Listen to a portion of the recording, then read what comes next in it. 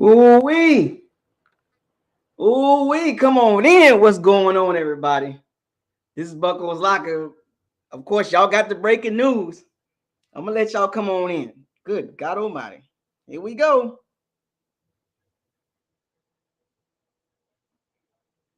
Boy, oh boy, ooh wee. I hope y'all got y'all feelings in check. I hope y'all got that same energy. Ooh wee. Ooh wee. Here we go. I don't want to hear it. I don't want to hear it. I don't want to hear it. I told y'all to stay humble. Y'all see the hashtag? We about to have this locker room about to be lit today.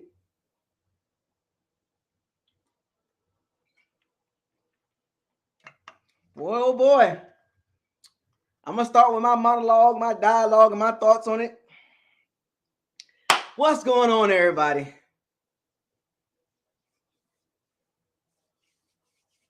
This is your boy, Isaiah. Coming to you again. Buckles Locker. Subscribe, like, comment, share on all the new videos. Don't forget to hit the notification bell icon to notify you on all new videos that's posted on this channel.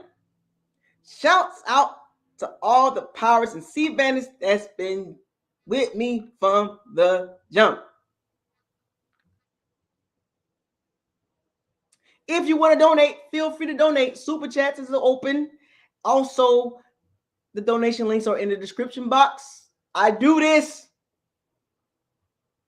And what's so crazy is, as I go into this video about what just announced, I'm pretty sure y'all got the announcement, but I didn't want to make a video, but I wanted to make this video because you can tell yourself the announcement is not there. He's not retiring. It's not official, blah, blah, blah, blah.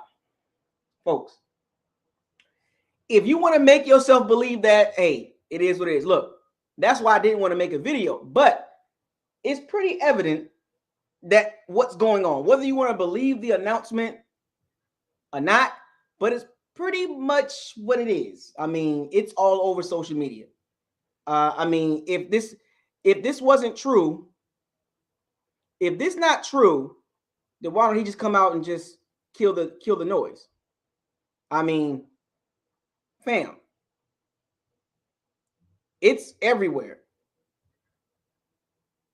But it hasn't been confirmed. I'm just saying, but it's everywhere. Somebody from his camp leaked this news. Now, it hasn't been officially confirmed. But what does your eyes tell you? What does your ears tell you, right? Put everything together. So, like, okay, let me back this up. You know, when you're working for somebody for a long time and you put in the work, you put in the years, you went up the food chain, you got your salary raises, you love the environment. But also, you got to remember, in life, everything must come to an end.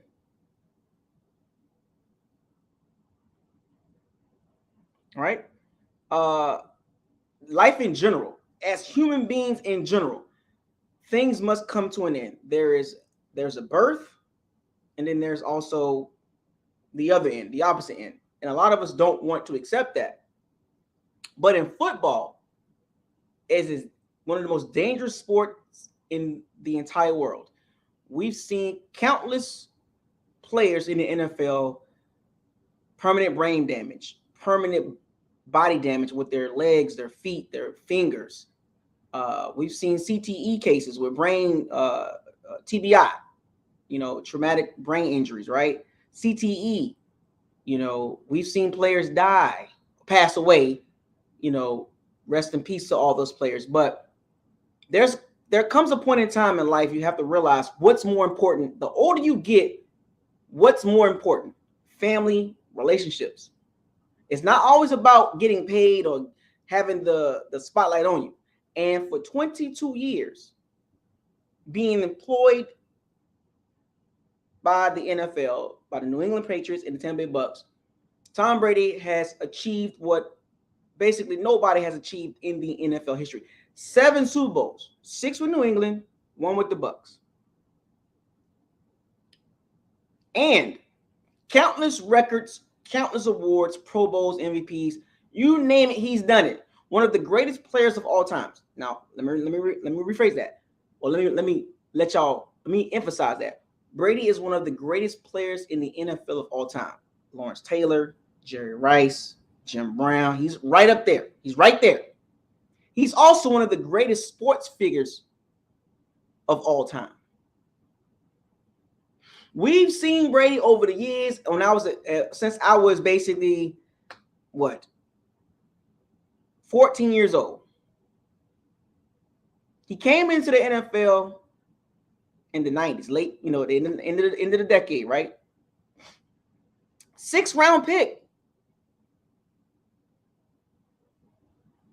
from Michigan, baseball player. He played at Michigan. I remember Tom Brady. I remember him.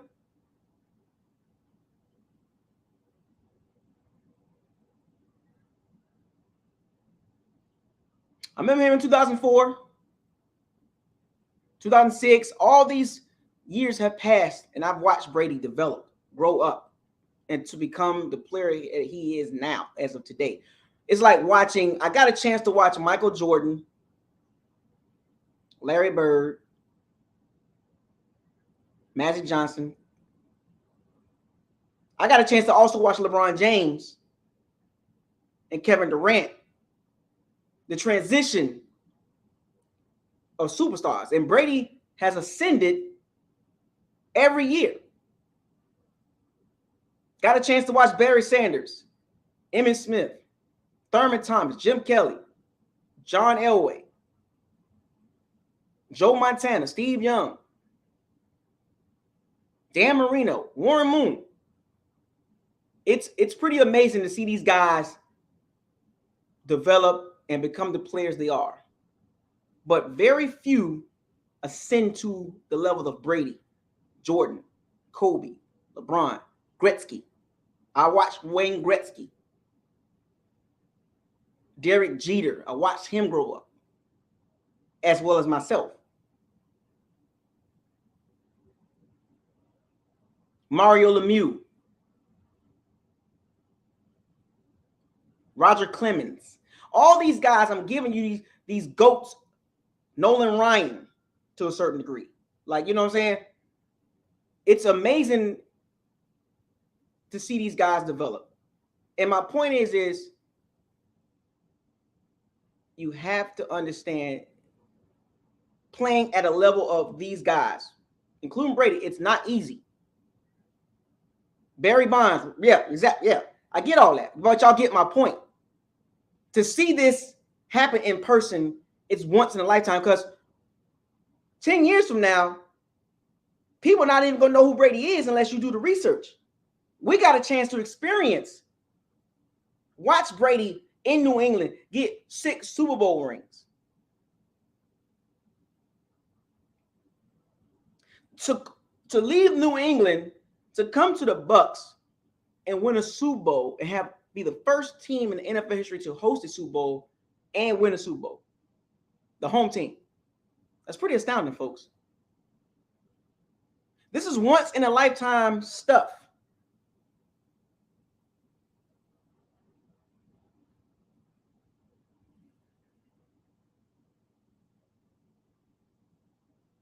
Now, I remember a couple of days ago, I did say this. I said he would come back. I was 60-40, right? When Sean Payton announced his retirement or his step away from the game, my percentage went up, him coming back. So at this point, it hasn't been confirmed.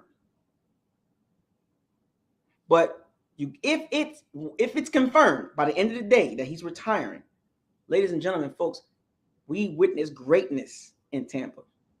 The chances of us getting that type of quarterback is slim to none. 0.0000001% that the Bucs will get that type of quarterback at that level, at this stage of his career. At 44 years old, how many quarterbacks even get past 40? Brady has had, 3 careers, the 20s, the 30s, and the 40s.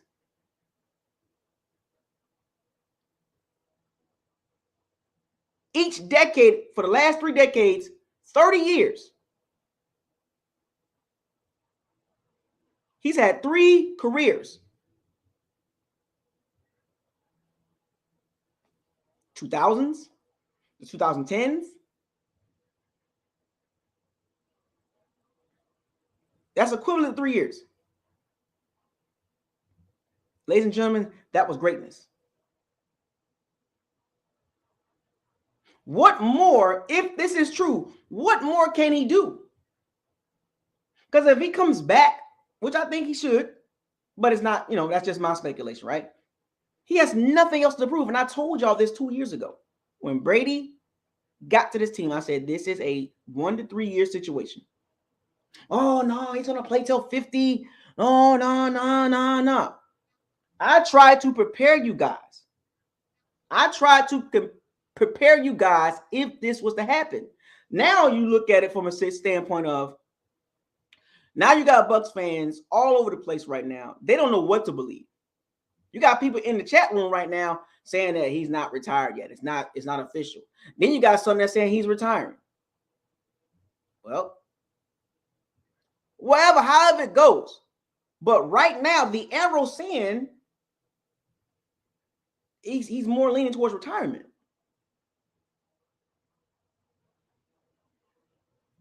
There's no way around this. Because now, if this is not true, then there needs to be damage control. Somebody from Brady's camp need to come out and kill this story because it's been leaked. And this came from somebody from his camp. Somebody close to him leaked this out. Because if Brady didn't come out and say it, it's not true, right? But why would a story leak on all major platforms? Why? This is a made up, somebody just putting out some bull crap. It's not true. So all these media major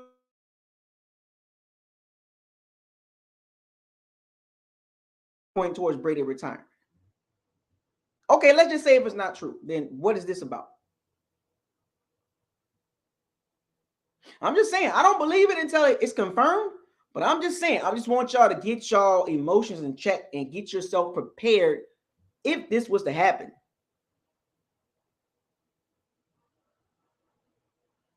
I think he comes back for a year. But if he doesn't come back, are you surprised? This goes back to what I was telling y'all from the jump. Stay humble. That is today's hashtag. Stay humble. And for 2 years, we talked a lot of noise. But now, if this is true, keep that same energy.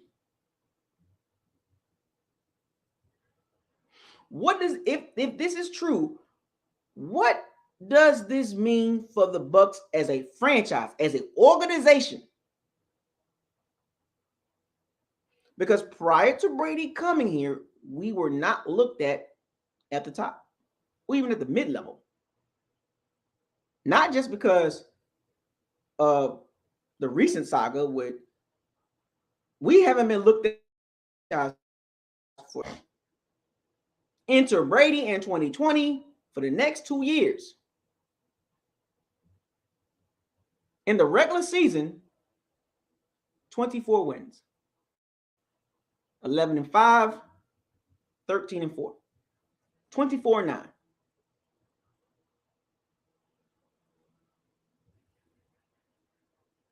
Two playoff appearances, 1 Super Bowl, 1 championship, 1 NFC South championship or division title. A short run. If this is true, what did I tell y'all when we signed Brady? It will be a short run. We went all in for the immediate results. And this is one of the dangers of doing this. This is why franchises don't do this. Some people say the Bucs sold their soul to get the championship, and the Bucs did this, the Bucs did that. Look, if you got a chance to do it, right? But there is a cost. If this is true, that Brady is retiring, there is a cost of doing this. Franchises that win for a long time don't do this.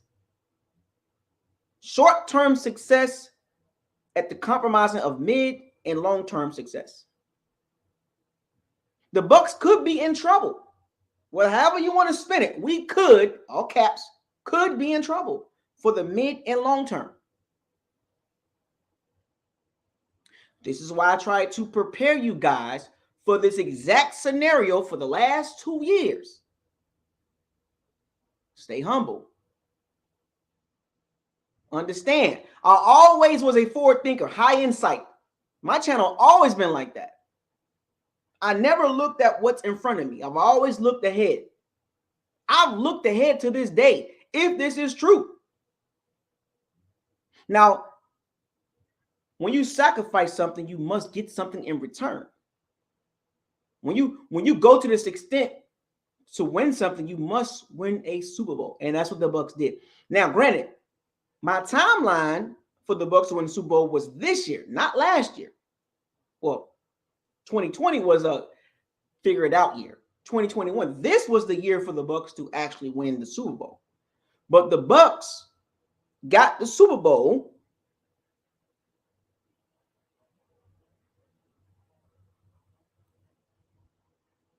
because of a lot of circumstances. We got help along the way. We got some calls to go our way. We got some injuries to go our way.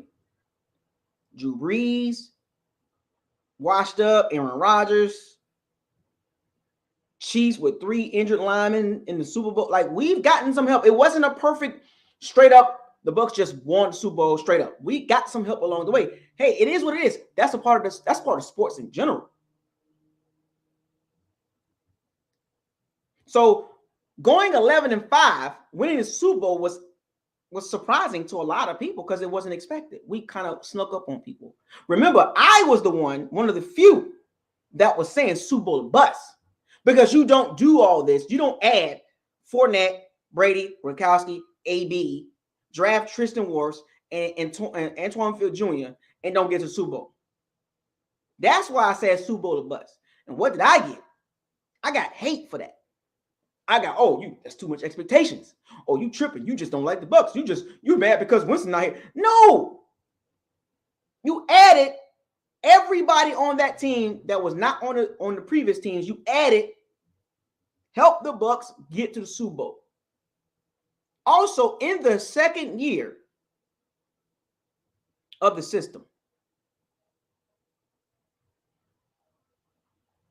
it was never the same team. If you look at the 2020 team and you look at the previous Bucs teams, it is not the same player development, and you added players. More experience in the system.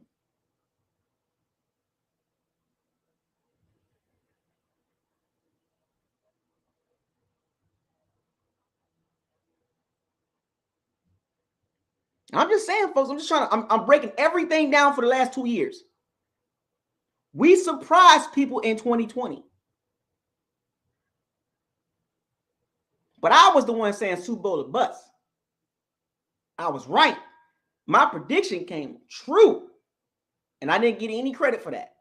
Didn't ask for it, but I'm just saying, nobody acknowledged that my prediction came true. This was supposed to be the actual season of the Bucs getting to the Super Bowl.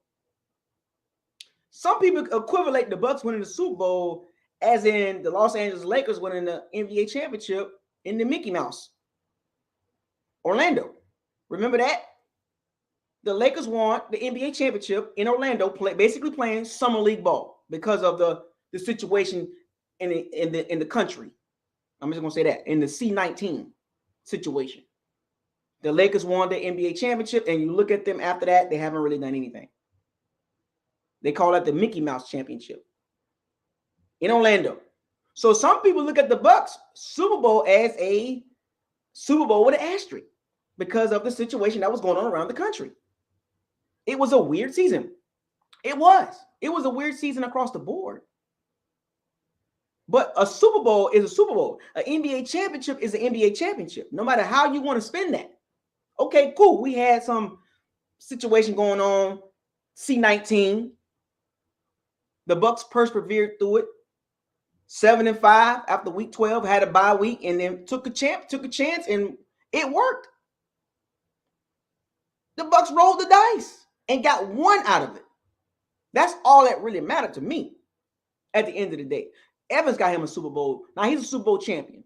Levante David is a Super Bowl champion. William Golson is a Super Bowl champion. Ali Marpet is a Super Bowl champion.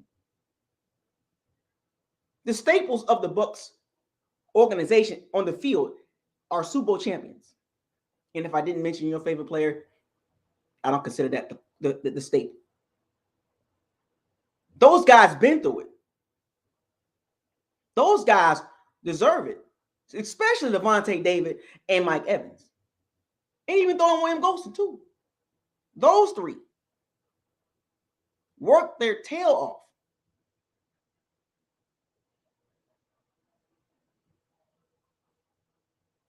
So the sacrifice that the Bucs made for the short-term success worked. The revenue was up. The jersey sales up. The home games were sold out. So the dividends, the Bucs got their return.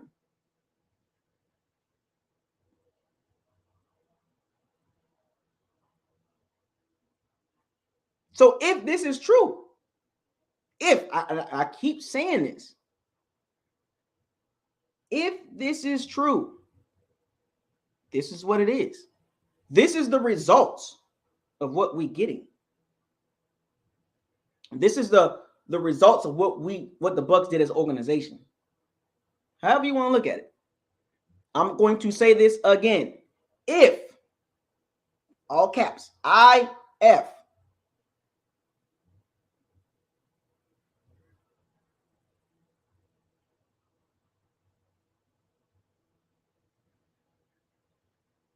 folks, you got to be happy with what the results was. So look at this. Now, see, now we're doing damage control. Look, that's why I said if. I still think he's coming back, but this is why I say if. Tom Paracello, Brady's father, agent, and team have now denied Brady has decided to retire, and his company deleted the tweet. That doesn't mean won't retire soon. He's 44, acknowledged after last week's game he'll reevaluate his future. So it's not official. That's why I said if this is true. So now Team Brady, all his people are doing damage control now. Because this information leaked. Somebody leaked this BS.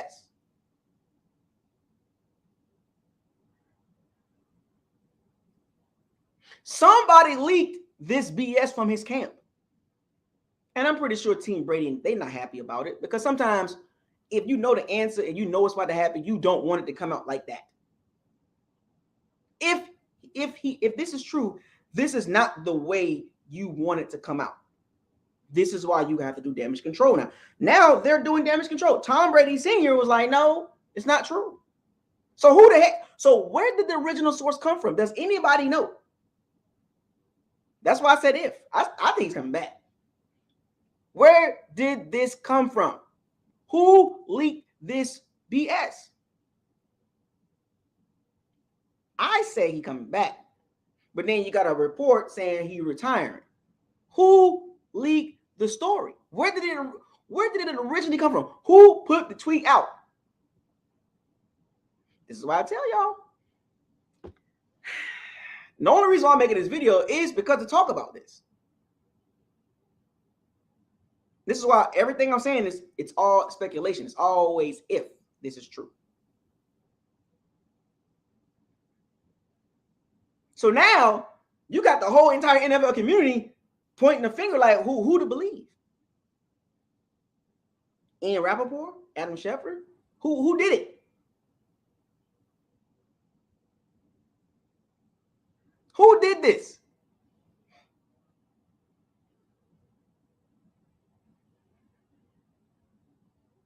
Brady contacted Jason Light and says, paraphrasing, he's not made a final decision on retirement. This is why he got to make a decision soon. This is why you have to make a decision soon. Brady can't let this linger on. He needs to let people know ASAP. Not I'm saying that right now, but he needs to let people know what he's going to do, because this is what you're going to get. Chaos. So let's say Adam Schefter and ESPN. So somebody told them, and they got connections. Somebody from Brady camp, to me, this is what it looks like to me. If this is true, somebody got paid or somebody, whatever, leaked it out.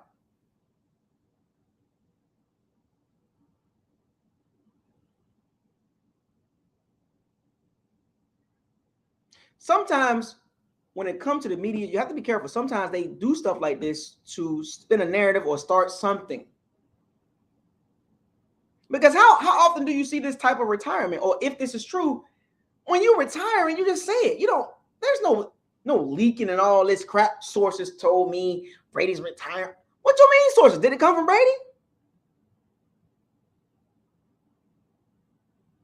Sources told Adam Schefter, and sources told ESPN or Tom Brady. Who is the sources? This is why them sources be so whack. You got to be careful, folks. This is what the media do to draw attention, unwanted attention to Tom Brady. Brady don't need this now. Was somebody pressured to leak this information? Because it came from somewhere.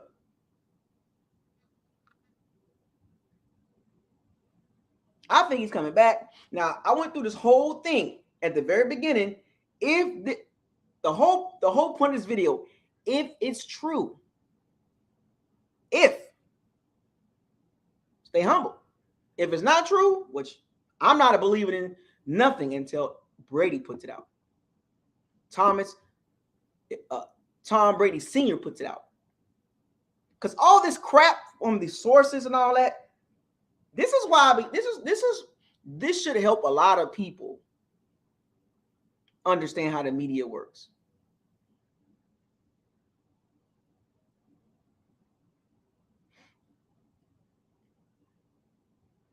This should show a lot of you guys how the media works when it comes to players, teams, information. When they want you to believe something, when they want to push a narrative, this is what they do. If they want to cause chaos, all you have to do is hit send. If you want to cause chaos, hit send. Not everybody's all over the place.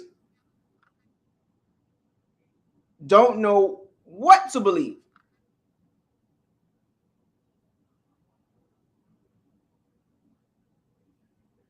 I think he's coming back. Everybody want to be first. Everybody want to be first. That's the problem with information like this. When Drew Brees had the situation going on, somebody had to be first to announce that. Kobe Bryant, Michael Jordan, all these superstars, celebrity, whatever. It's always somebody want to be first. Is this a part of it? Was this planned by Brady's team for attention? Was this planned to reverse it and be like, I'm coming back? Was this an attention grab by Team Brady?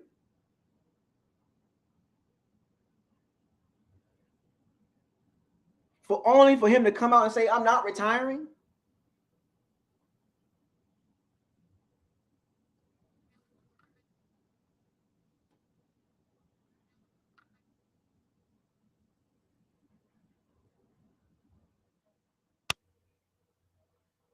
This is why Brady cannot let this linger on, because of the speculation. right before the conference championship games, this is the topic. Look at the timing. Look at the timing of this situation.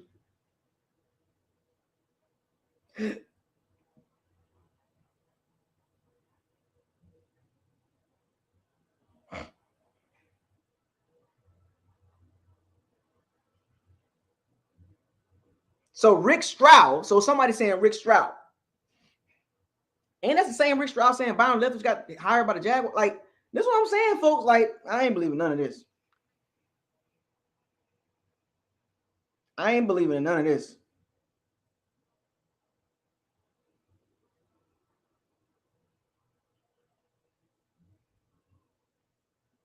Mike Evans. Like, this stuff is wild. I'm gonna open up the locker room, man. I want y'all. We're gonna talk for a little bit. I'm not gonna keep y'all on too long. Probably, I'm gonna open the locker room up for about 30 minutes. Mike Evans tweeted this out. This is what Mike Evans tweeted about an hour ago. Mike Evans tweeted this.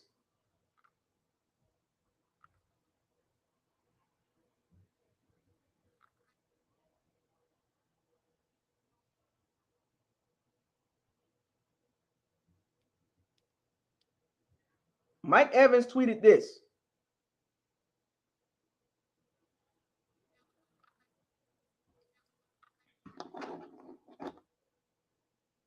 I'm gonna open up the locker room for a little bit, for about 30 minutes.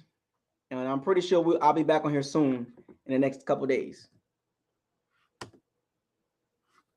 The locker room is open, folks. Let's load up. I got to moderate this now. We're gonna keep this professional. We're gonna be respectful. We don't need no trolls in here now.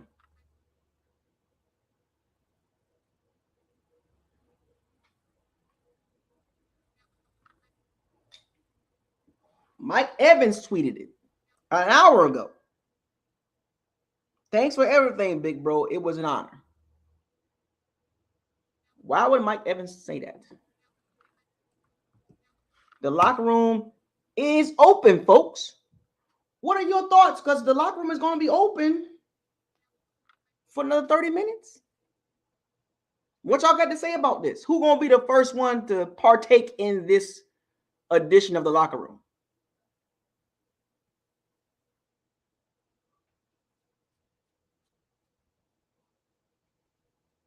He hasn't deleted the tweet.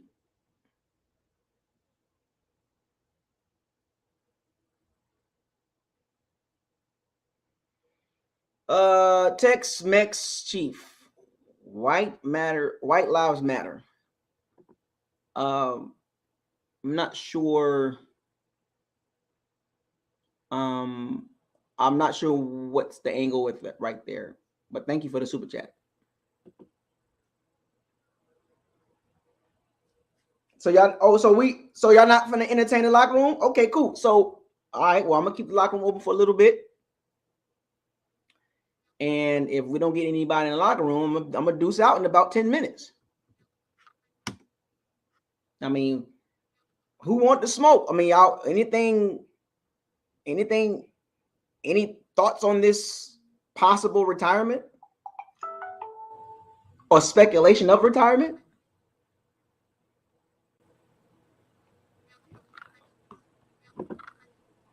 What's up, man? What's up? Possible, huh? Possible. If he retire, man, you know, it's like you've been saying. I mean, the team's gonna be totally different next year, right? I mean, we losing a ton of free agents. We don't have any cap space. So, I mean, he did what he set out to do. They got a Super Bowl. Wishful thinking to have a second one, but we just weren't healthy as we were last year. Mm-hmm. But you know, I mean, I'm thankful. I appreciate he came to Tampa.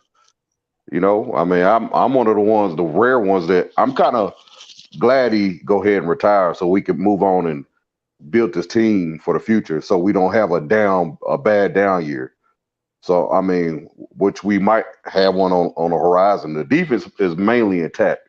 We're losing about 4 people on defense, maybe 5. Yeah, possibly. So the core of it is still gone, still together somewhat. And then offense obviously going to dramatically change, depending on we sign Godwin or Jensen. Mm-hmm.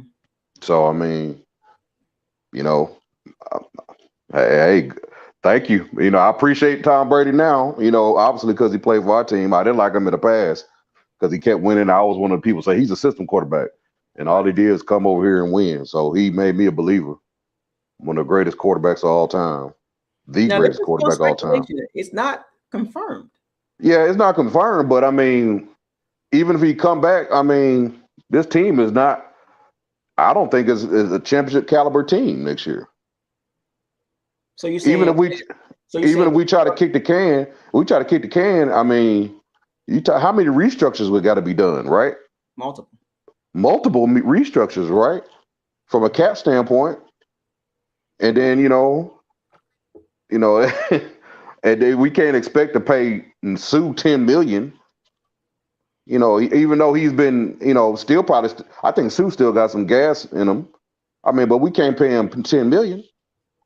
We had to get younger at the position at D tackle. We got to get younger edge rusher. I mean, the secondary got to be rebuilt. Like you said, I believe we need a veteran presence in the secondary. I mean, and I mean, it's too many question marks where it wasn't that many before because we kicked the can down the road. Push the contracts back so we could have this one last year. I'm gonna bring another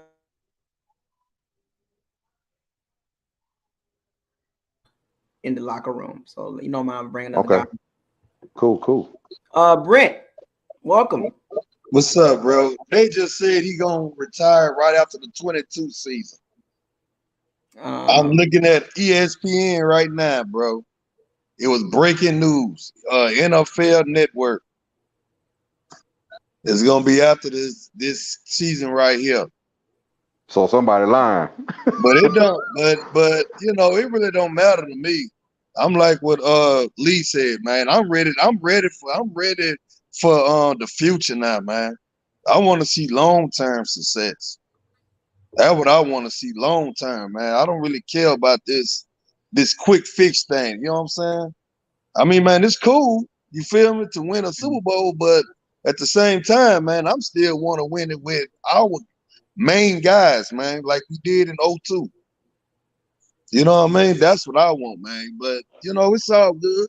If he come back, he come back. It don't, I ain't gonna lose no sleep. Neither way. You know what I mean? But let's see, Bandit, and we about to load the locker room up. The max is 6 people, so we need 2 more people to come in. We got 4 people right now. What's up, Eli? What's up, man?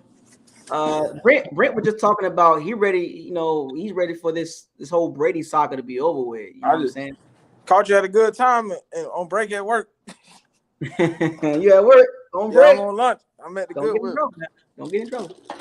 So what's your thoughts to My thing is if Brady leaves, from what I've been hearing, it's if we do go get a quarterback, it's either Watson, Carr, or Rodgers. From what I've been hearing, those are the main guys that they were trying to get at. If they do go get one, but I think we should just ride out Kyle Trask. That's my opinion. And I'm kind of biased being a Gator fan, so it's like I'm a Gator fan too. I want to give him a try. Go Gators, right? Yeah, go Gators. But yeah, I want to give at least Kyle Trask a try because you never know. But I wouldn't mind going to get Watson. If you're gonna go get a guy, go get Watson. I don't know. I feel like Rodgers wouldn't pull that move to come to Tampa Bay. I don't think Rodgers would do that. To follow Brady, you don't think Rodgers will follow Brady? Nah, Rodgers won't come to Tampa, man. He'll be playing in Brady's shadow in terms of they wear the same. Yeah. They wear the same number, right? So I think that I'd rather if we could get any quarterback, I would get Derek Carr. Yeah, I like Carr. I don't know about Carr. Carr will fit this system he will throw it to Mike E. Right? Mike E. is the engine, man. We need to throw it to him. You know, Right. it got Jameis in trouble, but we had great success out of it. But Carr is more accurate than Jameis. One thing I noticed about Cardo, he relies on the tight end a lot, and I don't think OJ is gonna be like his guy, his target guy. So it's like OJ gone, Doc. yeah, that's what I'm saying. So it's Yeah. like who you he gonna throw it gone. to? Number 80. Okay. But I just don't understand about this whole hate on Kyle Trash thing, man. I don't know why That people don't dude, like Kyle. and no. I mean, it's a lot of people don't, but I'm just saying, I'll just be reading some of the comments, and I'll just be saying, like, dude, this dude led the NCAA in 2020. Touchdowns, yards, and everything. We talking about a guy that he was. should And he should have playing won in a the SEC. We by talking the about a numbers. guy who He was a should have won a two-star. Heisman. We talking That's about a what guy I'm that was a saying. two-star in high school, only had one major offer, and I was from Florida, sat behind somebody for 3 years, and then his first year starting, he comes out and does that. Like, come on. Yeah, that's cool. But like I say, I don't even much care about that part. I'm just saying what he did when he got his chance. Right, that's what I'm You know what I'm saying. saying? Because they said the same thing about Brady. They said the same thing about Montana. Russell Wilson was supposed to be good. Patrick Mahomes, they could have got him in the 3rd round. I remember when they was screaming that out. So My that's thing, what I'm saying. Don't nobody really know. my thing with Trask is we know he has the accuracy, he has the arm. It's just you got to get him in the system right away. He's gonna make mistakes, so people can't get mad if he is the guy next year. He throws a lot of picks. You can't get mad at him. You know what I'm saying? It's gonna be his first year start. He's gonna make mistakes, but hopefully he won't make Jameis mistakes. You know what I'm saying? So let me read this super chat real quick by Sean Luke. I think he's done, man. Thank you for the $10 super chat. I think he's done, man. It just makes sense with him having the ESPN Plus series and everything. But I wouldn't count out the Bucs going forward. Brady's presence might have sparked a culture change. What's your guys' thoughts on that? He did. Brady changed. He taught a lot of the other younger players and some veterans how to win and what it takes to win. The preparation behind the scenes and the grind. I think and the professionalism. I think he taught that. So he did. It was a culture change shift, man, for real. Brady. Because I think him alone, you don't want to let he was already GOAT when he came, right? So it's like, man, we don't want to let the GOAT down. You know what I'm saying? He's used to winning. All he knows is winning. You know, I so mean, I that's the think, narrative yeah, of him being the I think GOAT. he changed the culture. I really do. But I I don't just know hope, yet. the players now remaining could carry on that winning attitude or expectation of winning. Well, I don't know if he changed the culture. We ain't gonna know that until about 3 or 4, 5 years. You know what I'm saying? Down the line, that's when you find that out. But until then, I got to see it first. But like I say, I think he coming back. They just saying he gonna retire after this season, the 2022 season. That's what they just said on ESPN and NFL Network. But like I say though, it don't matter. I'm kind of ready to move on from him though. I was about to say, to me, I rather, Brady, you can, you did what you set out to do. You brought us another one. Thank you. It's your time, my boy. Just go ahead and do it. We'll be all right. Yeah, that's how I look at it. But they confirming it now. Tom Brady retiring after the season, 2022 season. So here's the thing. I'm just reading it from Spot Track, right? This is the salary cap situation, right? 15 million of Brady's 20 million is signing bonus last March is set to be paid out February 4th, 2022. You might want to wait until that's the key date right there. 15 of that 20 million is set to be paid out February 4th. And right now we are at January 29th. So Few more days. we're gonna find out something soon. Oh, you gonna get that money? So you think if they wait, they just gonna give them the money, and then that's it? I mean, remember that he signed it was a 2-year deal original, right? It was a 2-year, $50 million deal that can go up to $60 million, right? Yeah. So then he put an extension in, a 1-year extension, for the following season, the 2020, the season coming up. You know what I'm saying? As far as 2023 season to kind of like basically kind of clear some cap space. So basically, Brady contract is basically set up so it won't hurt the Bucs pretty bad. But 15 million of that is due on the 4th of February. So that's an interesting day because we will know by the 4th if he's going to come back. Because if he gets that money, he's back.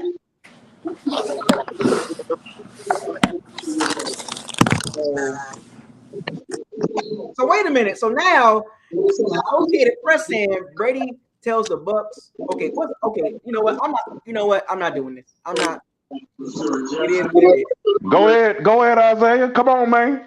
Because it's all over the place. CNN, Associated Press. Like, I don't want to put that energy on this channel like that. You know what I'm saying? Like, I'm gonna leave it like that. Let me bring in another guy, Big Bucs, man, one of the originals, OGs right here, man. So we got one more. So we got room for one more person in the locker room. What's going on, Big Bucs, man? What you got, man? Break this down. Why would Brady announce he's retired right now? Anytime Brady does some, it's always where all eyes are going to be focused on him. I mean, think about when he signed with us from free agency. All eyes was on him. Big Ben just announced his retirement a few days ago, and he comes out and said, I mean, I don't know if the decision has been made, but I couldn't see him just saying, hey, I'm retiring, and the Super Bowl ain't even been played. I would have seen him saying that right after the Super Bowl or right before the start of the new league year. He would say he's retiring. So until we officially hit, I'm like, he's still on the Bucs to me. You know, I know reports everywhere. I think they're just putting that out there just to see the reaction and what they'll hear. You know, if an official announcement is coming, I think that'll be interesting. So, I mean, it's just going to be interesting to see how everything plays out. But I mean, when I saw the reports, the first thing I thought was, okay, Levinson got the job in Jacksonville. That's the first thing that popped in my head, to be truthful, because I'm seeing reports that Adrian Wilson is the new GM in Jacksonville. So I'm like, okay, that means so. I ain't lost for words, but if it's true he's retiring, my hat's off to him. Like, you know, we witnessed greatness. So let me ask you this question. To piggyback off of what Brent was talking about, he brought up a point that he was kind of like, and Eli brought it up too. He was like, they kind of ready for this whole Brady thing to kind of like pass over and move on. What do you think about that? Yeah, I mean, it's Brady, so it's going to get a lot of publicity and it's going to get a lot of coverage. But are you saying as far as move on, like you just ready to move? I am just ready to see what they do if he does retire. I'm ready to see what the moves are going to be with Tampa in the front office. Like, what's the decision at quarterback? And don't start blaming Gabby. I'm just putting it out there now. But I think he got the fan base held hostage though. On one level, man. When you go read them other Bucs pages, man, them fans be. If you don't say that we only won just because of Brady and all that type of stuff, then you a Saints fan, you a Jameis lover, you all this. That's why that's another thing though. So see, I'm a Bucs fan. That's me. First and foremost, I'm a Bucs fan. Whatever the Bucs do, whatever their decision is, I ride or die with my team. You know, if they saying that you ain't a Bucs fan and you just follow the Bucs because of Brady, they don't know shit about football. Excuse my language. That's what I'm saying. I just keep it real though. I just say what I say, bro. I go out what I see. I've been here since we had Chris Sims' little left-handed track. All right, so I just brought in another good person. Mopar Bucs. I brought another guy in, so we got 6 now. We got 6 people in the locker room right now. Welcome, Mopar Bucs. What you got on this this whole quote unquote breaking news by the media running out here with this Brady retiring stuff? What you got on that? Can y'all hear me? Yeah, we can hear you. Okay, I ain't never been on here. What's going on, man? I didn't watch the show for a little minute. I was eating with my wife, man, when I got the news, and we left the restaurant pretty quick after that. and then I get home and I start doing research, and everybody I follow the Bucs. So to see that he ain't say that, you got his daddy calling, you got his team calling, and everybody reaching out saying, "Hey, he didn't say that." Whoever leaked this probably need to be fired because this is some madness right now on the cool, man. And I honestly think with Brady, man, we should expect for him to do a real formal retirement. It wouldn't be leaked. It wouldn't come from no source. It'd come from his mouth. It'd be a big old charade, confetti and everything else. So, we should have known better. Right. My thing was, I looked on Instagram and I didn't see no post, no video from him or nothing. So I'm like, this can't be true. Because Brady would have sat down and made a video or something. Yeah. Well, like Mopar said, man, it's gonna be a press conference. Yeah, he's too big of a star. Yeah, it's too big of a star not to have a press conference and a parade or something like that. You know what I'm saying? He's bigger than football, bro. It's gonna be the question. It's gonna be ground. Will he do it from Tampa? Will he sign a one-day contract and retire as a Patriot, or will he retire as a Buck? He retired a Patriot, man. Yeah, he retired as a Patriot. Patriot. He ain't no Buck. That dude is a Patriot. I'm just saying. That dude is a Patriot. He's gonna probably retire as a Buck, man. We can't be no losing fan base like that, man. We can't go milk off the other team legendary players. I'm just asking a question. I know he's not going to retire as a Buck, but I know that. I'm just saying it's a question that got to be asked, though. I think it'll be a Buck. The problem is the Patriot fans is going to say, regardless, he's still a Patriot. I think him and Bill Belichick got real problems. And at the end of the day, that's going to also determine how he retires. If he was going to retire a Patriot, they would have worked their problems out. He would have never even been a Buccaneer to begin with. But that's like Peyton Manning, though. You know what I mean? Peyton Manning is a Indianapolis coach. He a Denver That's what too, he is. He talk more about the coach days than he do anything else. You know what I mean? That's who he is, man. So let me say this. Let me say this. And this gonna make some sense right here, right? So Brady played 22 years in the NFL. You think he should be the one to break this news, not some random person. 22 years, it gonna come from Brady. Like that, you know what I'm saying? So whoever leaked this, fam. I think they should be fired. Whoever they got to be fired, man. They got to be fired. 22 years, and 22 years of breaking news is from somebody else. From what I heard at work, it came from Schefter. And whatever Schefter said. Hey, if it came from all of the ones, it came from Ian Rappaport, it came from Sheffield, came all them insiders. They lost every last one. I'm gonna be honest. They lost a lot of credibility. Jeff Darlington, Ian Rappaport, Adam Schefter, they lost a lot of credibility on this. If this is not true, well, obviously not, but they lost some points on that. Yeah, they did. It might go deeper than that, though. It might go to his teammate that broke that 2 days before our actual game. Because if you realize, I ain't never heard nothing about retirement until 2 days up into our game against the Rams. His teammate that sit up there on, I think that's ESPN, he the one that said this could potentially be Brady's last game. Next thing you know, that's when all this retirement talk. So his teammate really the one that started this. But Brady did post a thank you video. Posted something about retirement. He did mention that the week leading up to the Rams game. Like, he was asked about it, and he actually said, like, I have to actually consider it and give it some thought. And you never heard him mention that. I mean, those guys that announced that news, they just wanted to be first. They wanted to be first. Yeah, that's all that is. But I mean, for it to be Brady, I would expect it to come directly from him. You would think,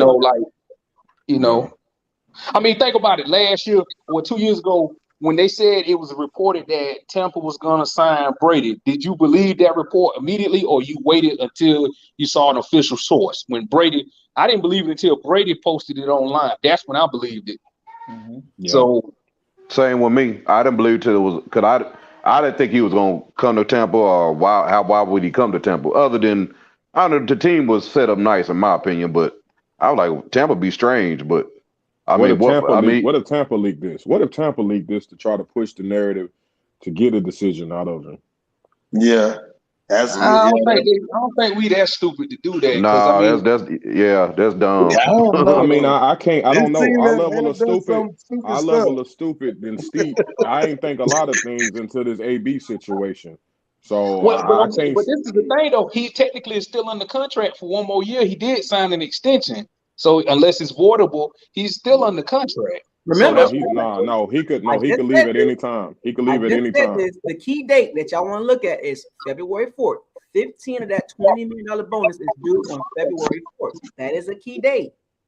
$15 million of that $20 million bonus is due on February 4th.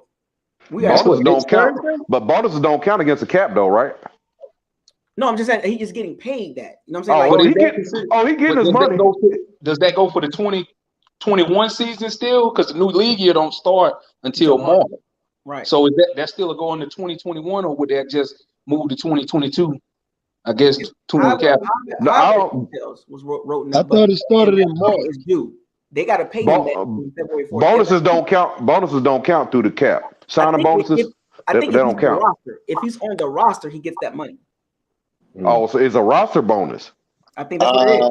Let me do So some do checking. y'all think he But gonna that stay on just for Well, until get that 15 money million? after and he then get retire that to money? the Super Bowl, probably. He better not be. He gonna wait. So I don't know. I don't know what he gonna do now. I really don't know what he gonna Well, do I now. mean, like Isaiah was saying though, this now gonna push him to have to say something early. Like everybody tweeting right now. The whole social media think this man is retired. I'm seeing. I You even got the posted whole a nation. message. Yeah. Yeah. So something got to be said. And Okay, here we somebody go. gonna have to. So the Bucs will be able to recoup that $16 million of his signing bonus if they want it, but it's 100% their decision. They ain't gonna do it. They ain't gonna do that. They ain't gonna do that. But then They ain't again, gonna do that. But what Hey, maybe did that's you why did you if they see that? recoup it? If they Did you see recoup them? that, what 35 million in cap space next year? Who? Because we had 19. If they recoup it, It's projected to be at 22. 22.5. but Yeah, did y'all they ain't see gonna do that. They ain't gonna do that. They be dumb to do that. but y'all look at the NFL network. They say he planning on to retire after the 22 season. So I don't know if he just saying that just so he can get his 22 million. I don't know. But that's what he said. That's what it looked like. I mean, that's what they saying right now. Now remember, Brady said he don't want a farewell tour. He don't want his retirement to be a big deal. That's true too. He don't want the retirement to be a big deal, but it's a big deal. Like however he want to spend this, it's going to be a big deal. Whenever he announces this season, after next, like, dude, you got to embrace this. Like, make a decision. Like, because if he comes back, he's going to announce this is his last season. He's got to. yeah, he got to. Yeah. Maybe after they announce the MVP. When it announce the MVP, maybe he gonna go ahead and announce after that, I right? just feel like with that season he just had, it's obvious with Big Ben. This ain't the same type of situation. So I just would have liked to see him I think Nick was talking about it yesterday, and I think Jay with Keyshawn Johnson and all them, like you much rather see somebody, let's see the decline first. So that way we know it's coming, man. The way he ended this That season. man ain't gonna never decline. It's not about decline with Brady, though. It's not about decline with Brady. It's about now. It's more about family now and relationships. It's not about football anymore. Yeah, because that man, for what it look like, he ain't gonna never ever just show no decline. Well, because see, when he came to Tampa, they said he was washed. All he did was improve upon what he already did before. Right. He had his two last seasons for Tampa were better than, other than the Randy Moss season, were better than most of his seasons in New England. Right. His last two seasons were better than his last 6 years in New England. Right. That's what I'm saying. Basically, It's not about decline. It's about, does he want to play? I think he wants to play, but he know that his family is a big family. They want him to play. All right, so here's the other issue then. I know we all watched the post games, Alex Kappa, all of them, they got free agency. If he do walk, do that mean that like Bruce Arians finna go? Because I'm gonna be honest, I'm not really feeling Bruce Arians. Never really have been. That's my coach, so I would never down him. But to me, there's an arrogant and I've been waiting to say this on your channel so everybody can hear it because I be super chatting like crazy, but I don't like BA.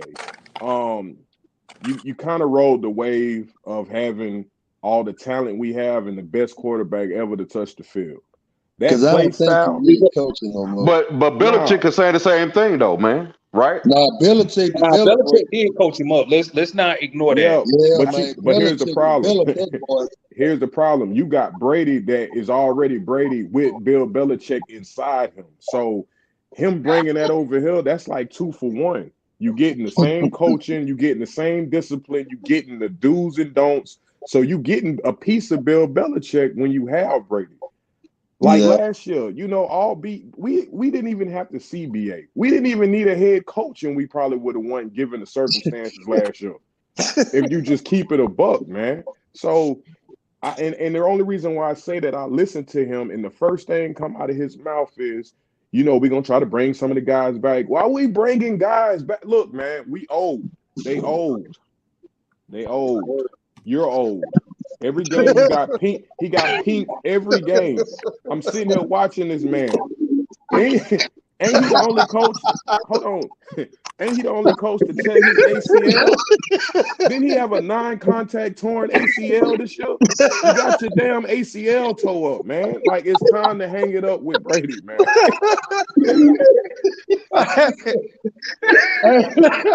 Hey, Mopar got a point.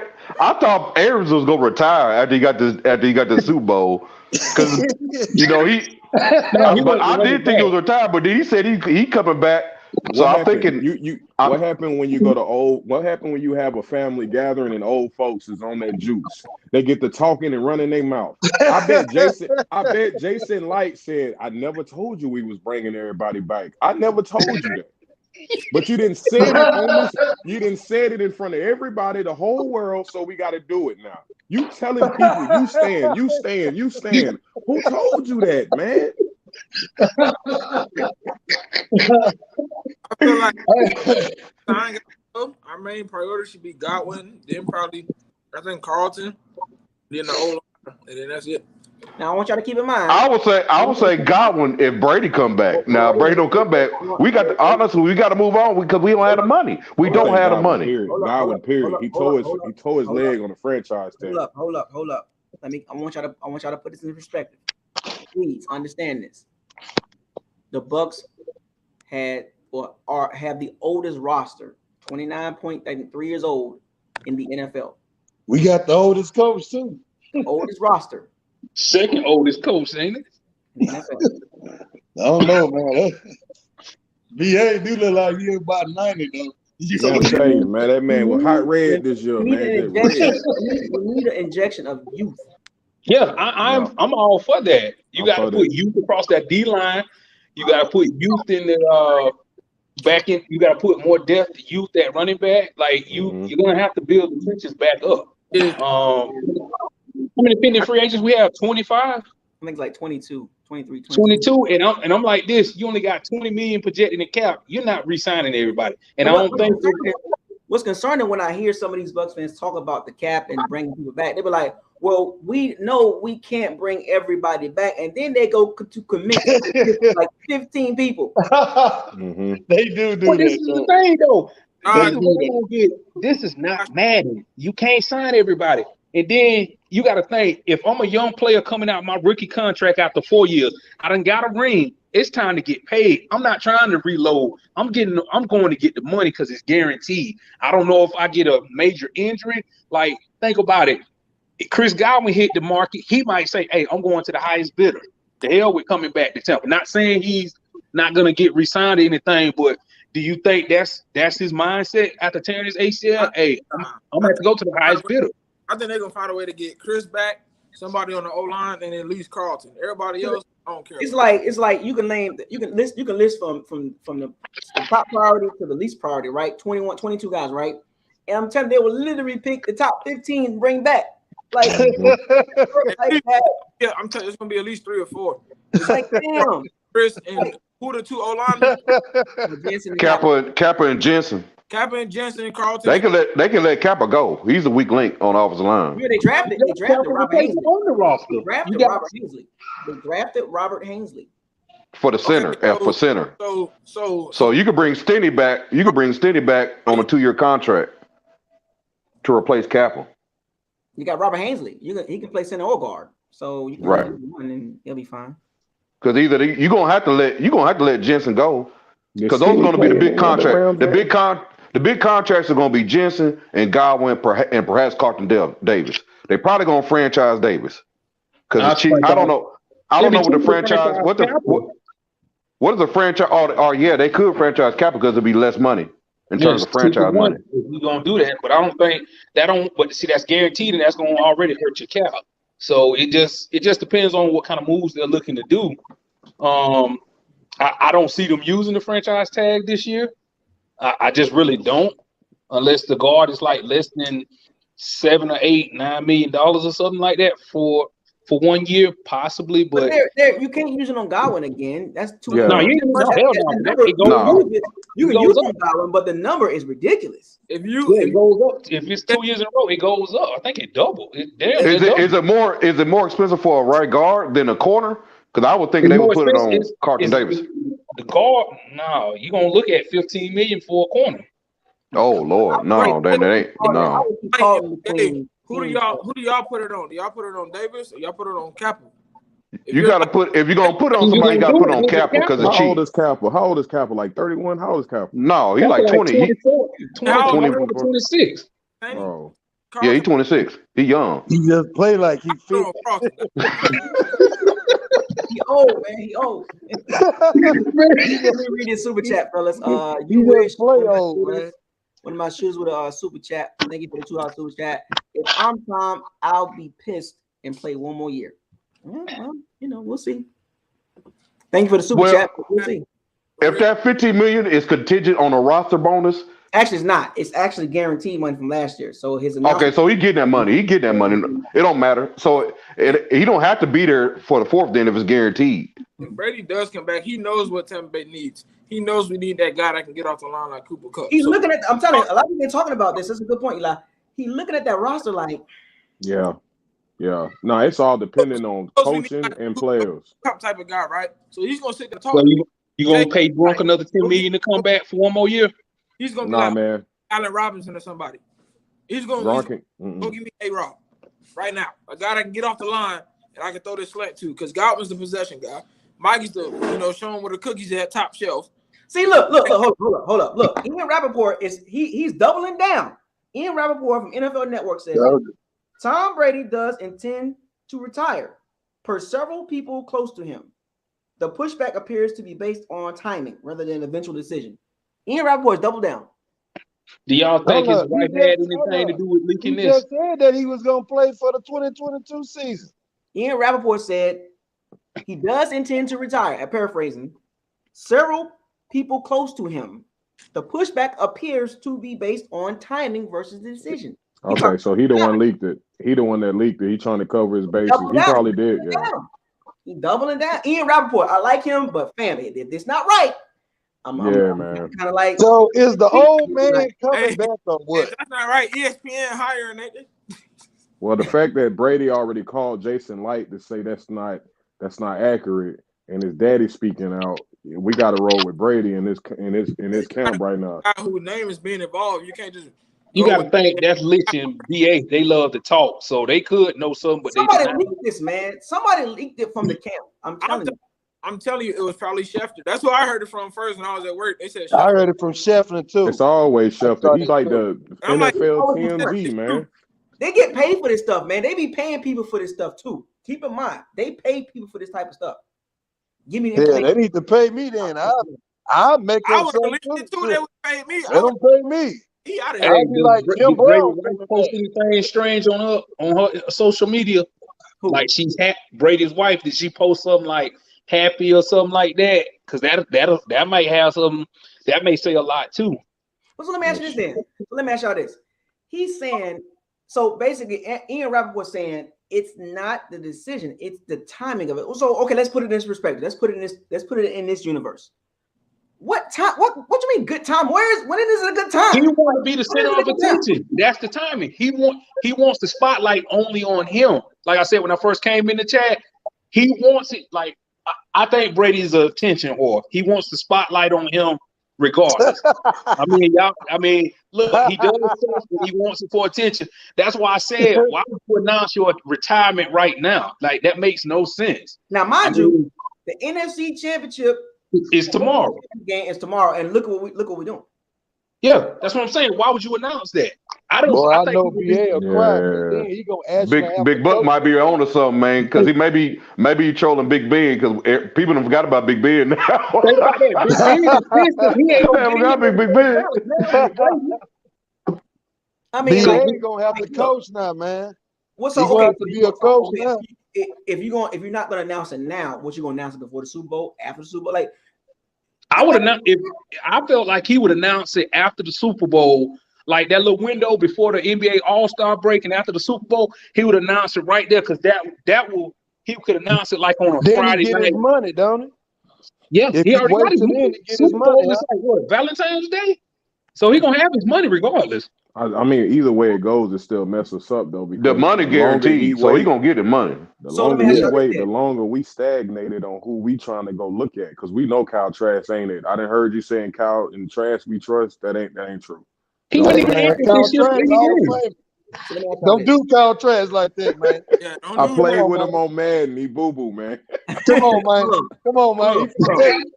Hold on, let me ask y'all this. Like Kyle Trask, man. Come on, man. Let me ask y'all this. I know y'all seen the opponents that are on the schedule, not like as far as like dates, but y'all seen the future opponents. Yeah, we got Green Bay, Rams, Arizona, Dallas. How many wins do you see in that? 17. He said it last year. 17. I'm sticking by what I said last week. 6-11 if Brady is gone.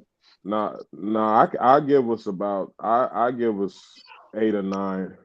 Some of them might be some defensive games, but I ain't gonna lie. It's the away games. The away games is the hard games. The away ones. We got Rams, Arizona, Green Bay, Chiefs. We got hard games that's considered away next year. But it depends, though. It depends on what kind of system they're gonna run. If they run the no risk, we're gonna win about 6.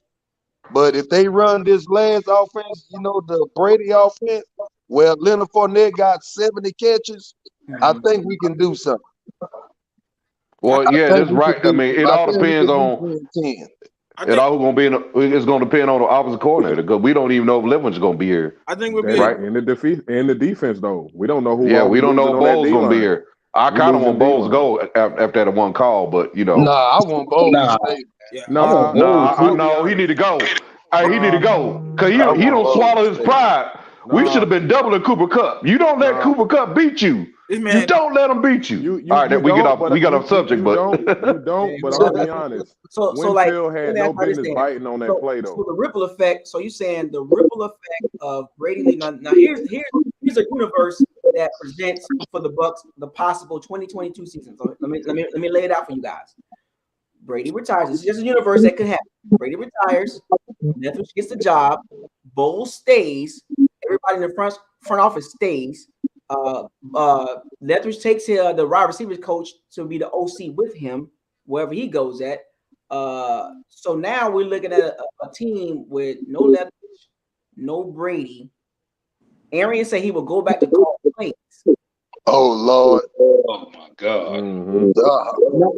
I'll say this: he had 2 years up under Brady. Maybe his philosophy has changed. Maybe he ain't gonna just air it out. Just possibly. Do you believe that when you say that? So I doubt that. Do you believe that when you say that? If he does leave and we get Carr, BA is gonna know this. He's gonna let that go because Carr got the arm for it. So it's like he's gonna let that go. It all depends on what he does and what quarterback we get after him if he does leave. Man, Carr ain't that good, though, man. Throw 60-something yards, he's gonna go back to it. I'm trying to tell you. Carr is good enough. Carr is good enough. The thing with Carr is you got to make sure he's not dependent on one person. Darren Waller is his guy, and if he's not there, he can't do nothing. You know, so as long as you can get him comfortable with other receivers, he all As long as right, you don't man. pull You a just gotta, Jameson, throw the mic every play, we good. yeah, you know, that's it. He got a Darren Waller. It's kind of But like, that's all James had was Mike at one time. yeah, But it's like Lamar Jackson right now. He can't play good unless Mark Andrews is on the field. If he don't see number 89, Preach, he can't throw the ball good. So a preach. lot of these quarterbacks is only a product of their coaching staff because they always just want to have a safety net, and that okay, let me ask so y'all this. Let me ask y'all this. Why is it we can't play offense like the 49ers? Like the 49ers play? Because they How scared to come run we the can't ball. just run the Cause we got football, Brady. Cause play they some have good Brady, man. defense, throw the ball maybe 20 times a game or 25 times a game or maybe 30 a game? Why do a quarterback have to throw 50 times a game or 40 times a game? That's okay. I think we had a quarterback that was an asset, right? Jimmy G ain't like that. Jimmy G gonna give you some. They call me the 49er fans, I know they call him Gimme G. He gonna throw about 2 interceptions, right? Brady ain't gonna throw He no gonna get interceptions. Brady is Yeah, smart with the but it ball. ain't even on Brady though, man. You got to think about it. Unfortunately, and this was going to be the issue moving forward. BA had success in Arizona. Although he did not win, he had success with that dirty style of play he got. Unfortunately, we won a Super Bowl with this man doing that no risk it, no biscuit mess. So stubborn is going to kick in all the way next season and moving but forward as long as he'll coach because he had but success. So you can't tell him nothing. but that wasn't the no risk, no biscuit offense though. That was It, not the same offense. When Brady got 12 picks and that media started talking bad about BA, BA changed them players because they ain't gonna that let went you straight New England. That went straight get New wrong with England. Brady. Yeah, but this They're year it not looked gonna like let it you went way because more he told no James, risky, no All biscuit. right, he so told James you gotta here's a keep telltale sign. Here's a telltale sign. You know the offense changed. We've never had a running back with over what 30 catches, 40 catches. Yeah, Yeah, yeah. you're right. That's And why we I'm did saying. go and get Giovanni But Bernard. You're BA right. one of the what was that running back in Arizona? BA just was David assessed Johnson. with David Johnson. who? David David Johnson Johnson. David made Johnson. him Yeah. got him paid, and now he ain't doing nothing. That's We what David got him Gio was Johnson. supposed paid. to be Is in he there. still in the That's what league? Gio was When supposed to be in. David Johnson was with Arizona, he had 1 year. He had like 80 catches and like a 1,200 yards rushing. Yeah, It was he insane. went off. That Yeah, it was was crazy. insane.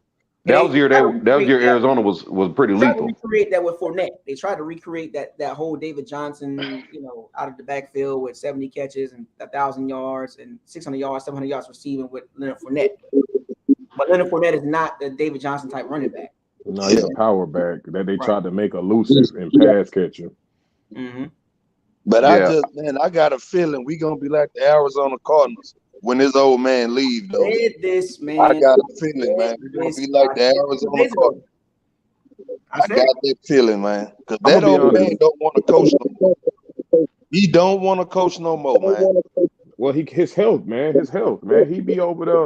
It's Maybe his I'm health right All now. right, so let me bring one of my shooters on. Let me bring one of my shooters But on. I'm gonna be honest. Offensively, I don't see an issue. We'll have some kinks.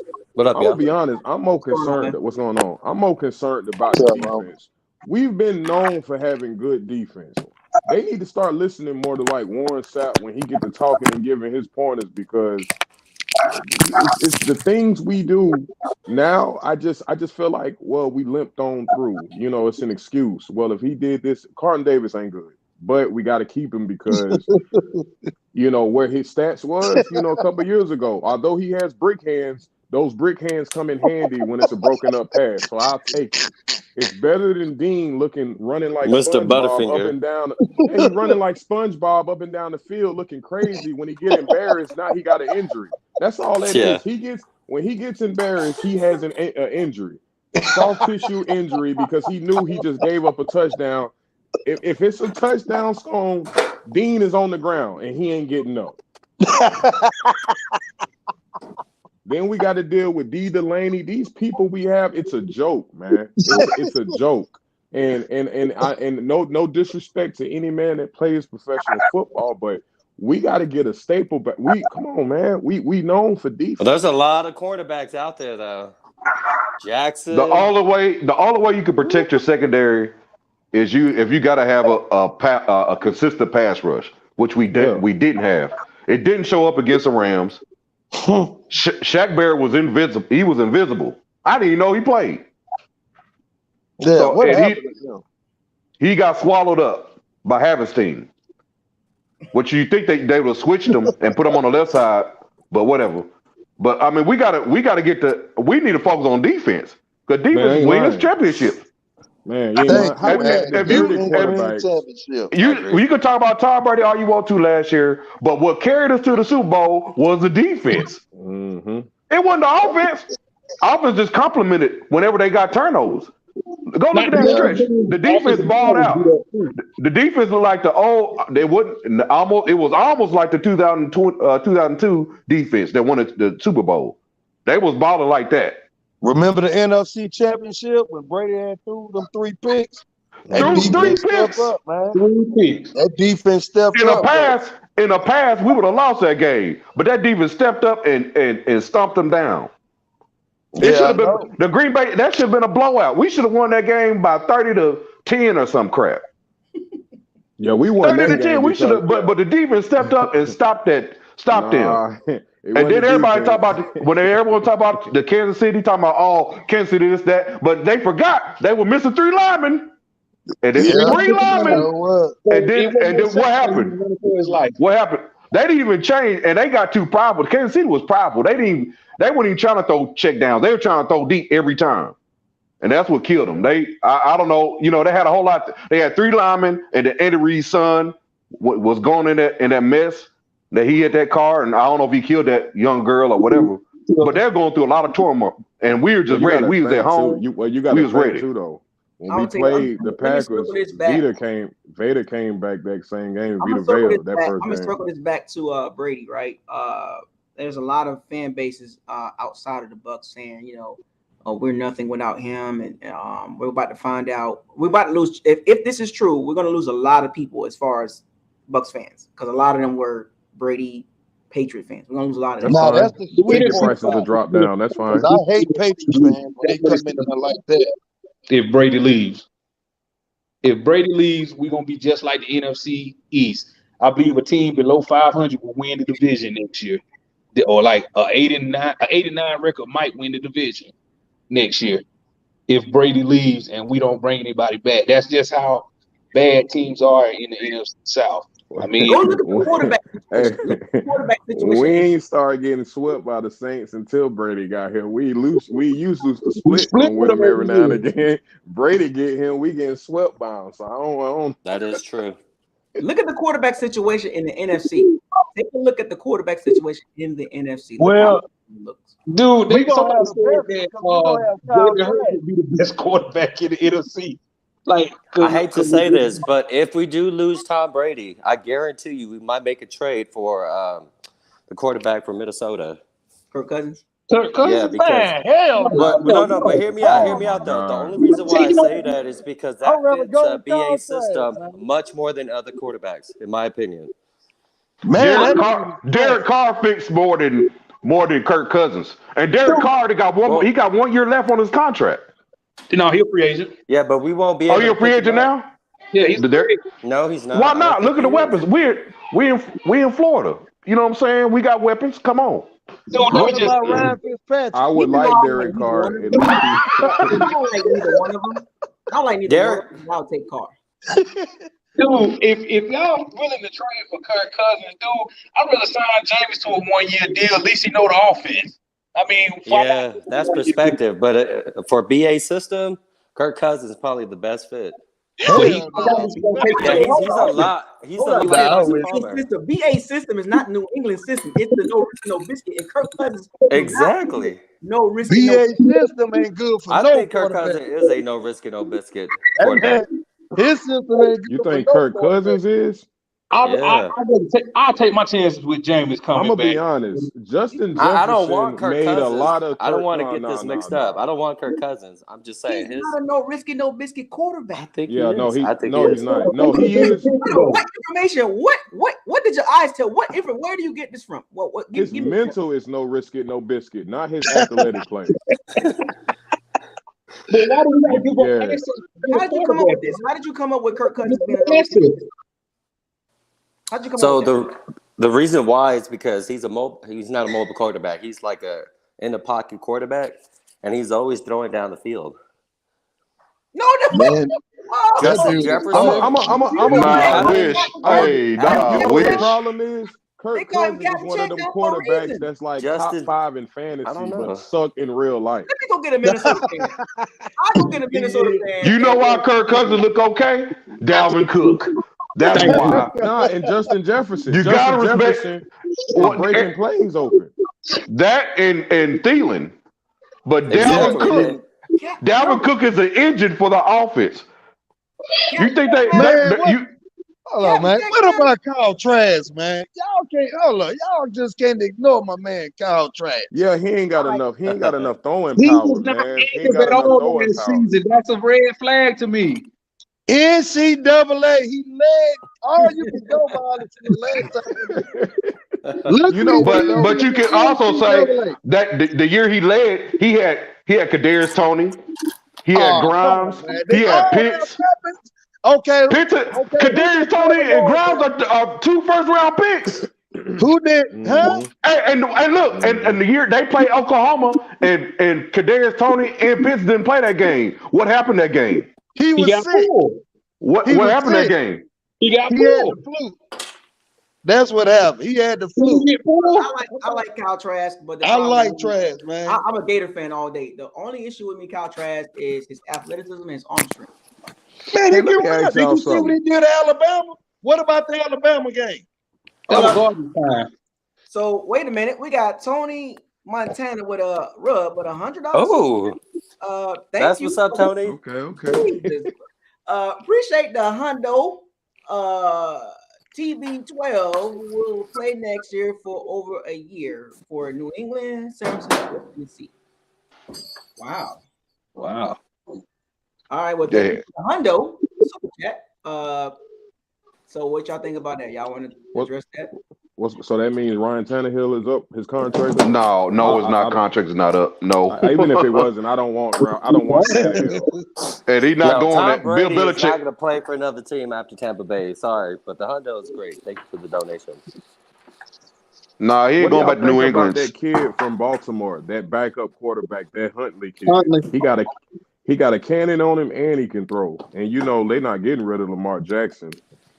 They gonna resign Huntley is Lamar Jackson, just not as fast. I know, but he got an arm on him. He can throw better than me. Because Lamar can't stay healthy. I know somebody that can stay healthy. Who? Kyle Trask. All right, boys, I gotta go, but you guys have a good day. Kyle Trask. And we'll talk He soon. can stay healthy. All right. Man, I just want to see what that dude can do, man. Because if the Bucs trade him or get rid of him, and then he goes somewhere and play good, then people gonna be like, "Man, it's a Bucs life" and all that type of stuff. And where we drafted him at, he got to be good. You've been sitting under Brady, so I hope he has been learning something. But it's just a little weird. He ain't came in no blowout game at all. He was never active. Yo, what's up, guys? What's going on, man? I mean, to Mo Parr's credit, I mean, he talked about BA being old, so BA is probably trying to win now. He ain't trying to rebuild.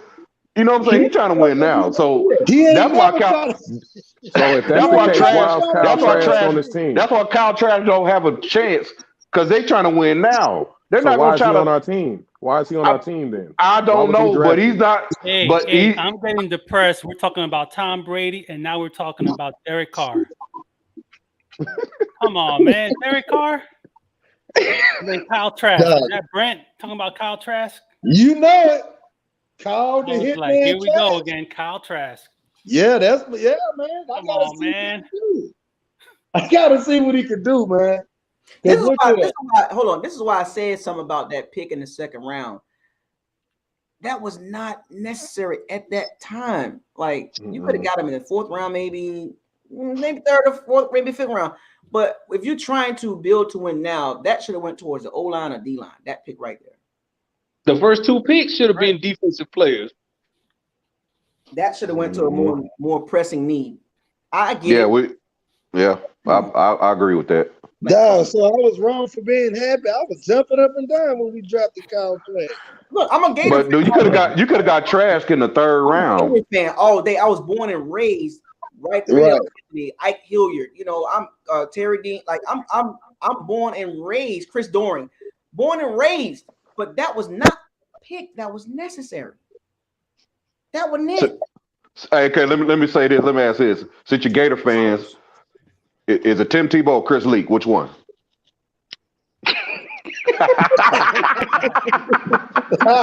Man, which one? I'm a Tebow fan. Tell the truth, and you say it with conviction. I'm a Tim Say it with Tebow. conviction. I'm a Tim Tebow fan. I ain't gonna. I'm a Tim Tebow fan. I ain't gonna lie. Hey, we all blanking. I'm gonna say that I'm not a Gator fan, but I'm gonna tell you. To me, Chris Leak was a better quarterback. Better? What do you mean? Like you just said Tim. Who was better? Who's better? Well, for in that situation, that was Tim Tebow. You got to pick Tim Tebow for college. Tim Tebow. I didn't like Tebow. I think he was overrated. Sometimes Leak bailed Tebow out. You know I can't say that because he was a freshman, but I mean. Leak, he was highly established coming out, you know, and then he went through what, 2 coaching changes? Because he came in on the Spurrier built to the NFL. Runs Tim Tebow. In that situation, it was Tim Tebow was actually the better fit. Urban Meyer. The boy even came back to be a tight end for the Jacksonville Jaguars, man. Who else can do that? Outside of that, no. But I'm saying if Brady was to play another season, let's just talk about this for a second. What team out of that list right there he would go to? Tennessee. No, San Francisco. Yeah, he goes to the Niners. You got a running game. You got a running game, and you got a defense. But the only problem is the NFC West is tough. It's tough. He would go to Tennessee. That's an easy division, hands down. You ain't got to do no work.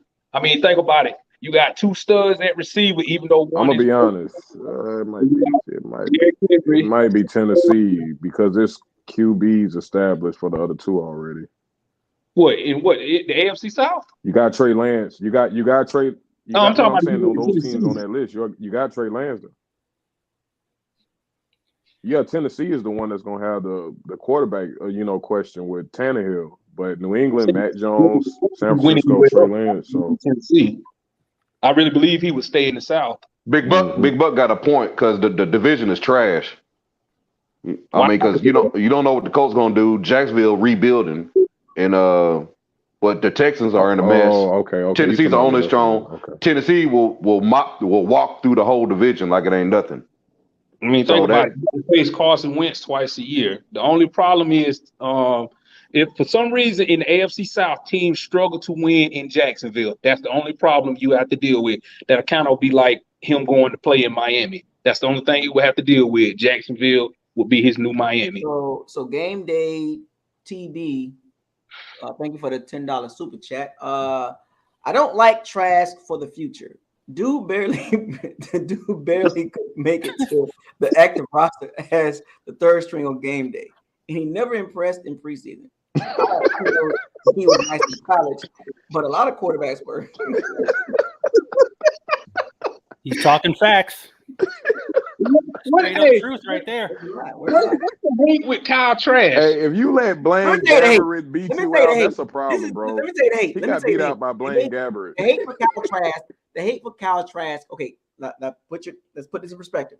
What's the hate? The hate for Kyle Trask is like the hate for Winston. Gator fans didn't like Winston, and the FSU fans and Miami fans don't like Kyle Trask. I'm an FSU fan, and I don't hate Kyle Trask. I mean, I'm trying to figure out what's the hate. Like, what did he do that's so bad? My only concern is he didn't make the 46-man roster on game day, and I'm like, okay, you're telling me you can't beat out Ryan Griffin to be the 2nd active quarterback on game day? I'm just saying. I understand he got a year in that system. Dude, you're a 2nd round pick. That's got to mean something. You got some kind of talent if you win in the 2nd round. That's all I'm saying. Was he overdrafted? Yes. He was. He was overdrafted, but like I said, you could have got him in the 3rd or 4th. Now, I'm going to say this. I didn't watch him that much, but he was overdrafted from a Bucs standpoint, not another team. But I'm gonna say this: in college, didn't he progress every year? Is that safe to say? Remember, He only had one good year. He was a red shirt senior. Remember that. But did he progress? But I was told by some of my Gator friends that he progressed every year. Well, I was told he couldn't beat out He did. DeAndre His King in high TD school. interception ratio is nice. Never started. He got beat out by DeAndre King in high school. They were on the same team. They were on the same team in high school, and he couldn't beat out the quarterback from Miami, DeAndre King, that played for Houston. He couldn't beat him out, and then he got to Florida. He sat and he sat and he sat, and then as a red shirt senior, he finally. Nah, what you call Lopez got hurt. Whatever his name. Yeah. What's that dude? Felipe something? Felipe Lopez got hurt, and then he came in. I'm talking about starting. Okay, yeah. Yeah, one season. Red shirt senior. So he's a late bloomer. He's a late bloomer. Red shirt senior type stuff. So he was overdrafted to me. He was overdrafted. So I mean, game day, TB. We gotta let that play out, man. Let's give Kyle Trask an opportunity. Let's see it. You know what I'm saying? He's a second round pick. You gotta play him. You know what I'm saying? So we definitely gonna see what's up with that. So thank you for the super chat. We got another super chat. WD4L. Thank you for the $10 super chat. What are your thoughts about Lavonte David's comments on turmoil in the locker room / organization? And let me be the first Saints fan to welcome y'all back to reality. Who that? Come on, man. What is this? Here we go with that, man. We are in reality, man. Now, they about to not have no daddy, man. They daddy leaving them. My thoughts. The Saints fan daddy leaving them. My thoughts on the Lavonte David comments about the turmoil. I think we kind of know what the turmoil he was talking about. Now, there's some other stuff that was probably going on, but the AB situation, the Arians situation with AB, the injuries, whatever. But obviously, that is an underlying message that there was turmoil in the locker room. So it's hard to handle incorrectly. It's hard to win, when you have that type of stuff going on. Off the field issues with AB. Mike Edwards got caught up with the AB stuff, and I think it was another person too. So that was not good. So the signs were there to let everybody know that this season was going to be a little challenging for the Bucs, even though we were winning. But it just what was going on behind the scenes. We never know what goes on behind the scenes until like a player comes out and say stuff like this, makes you scratch your head. So I get what you're going at with the turmoil situation. That didn't sit well with me when he said that. When I read that, LaShawn McCoy said on the I Am Athlete podcast that they was gonna cut AB, but then Chris Godwin and Mike E got hurt, and when they got E, they had to come back to AB because they was going to cut him right before that with the vaccine thing. And so when Godwin got hurt, we need him now, obviously. So I mean, I think, and that that probably didn't sit well, AB and all that. I'm not opposed for AB because I think he messed up. Personally, I think he could have handled it a lot better. Mm-hmm. I think he blackballed himself from the NFL. Personally, wait, we got Aubrey. I see. We should have used our money. I see Aubrey over there. Aubrey be having some good points. What's your thoughts on this Tom Brady in this comment? Right, matter of fact, let's start with this comment. What's your thoughts on the turmoil with Lavonte David's comments about that situation?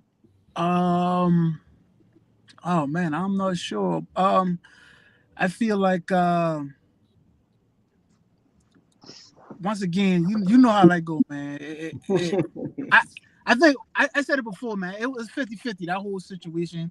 BA never wanted him there. So that's already a recipe for disaster. I mean, and then you add him with his explosive personality and him not knowing how to handle situations. So I mean, we got exactly what was gonna happen with him, with BA not wanting him overreacting, or both of them reacting in the situation. So we got exactly what was supposed to happen, really. What about the coach slapping somebody on the head? That was man. That was a backup. That's why he got to go. Yeah. BA, man, I'm not the biggest fan of BA. I not a lot of people probably feel like this, but I feel like, I'm just not the biggest fan of him. I mean, his track record shows that he got 3 to 4 years, and then he started fizzling out. So I mean, he's on track to fizzle out right now. Mm-hmm. If we being honest. Okay, and so then the Kyle Trask pick, I hate that, man. Was he overdrafted? Yes, by any team standards. Second round, he don't even sniff the sideline. Come on, man. He ain't even in the mix for nothing. Wow, what's the point? What's your thought? So what are your thoughts on? Thank you for the super chat, WD4L Saints fan.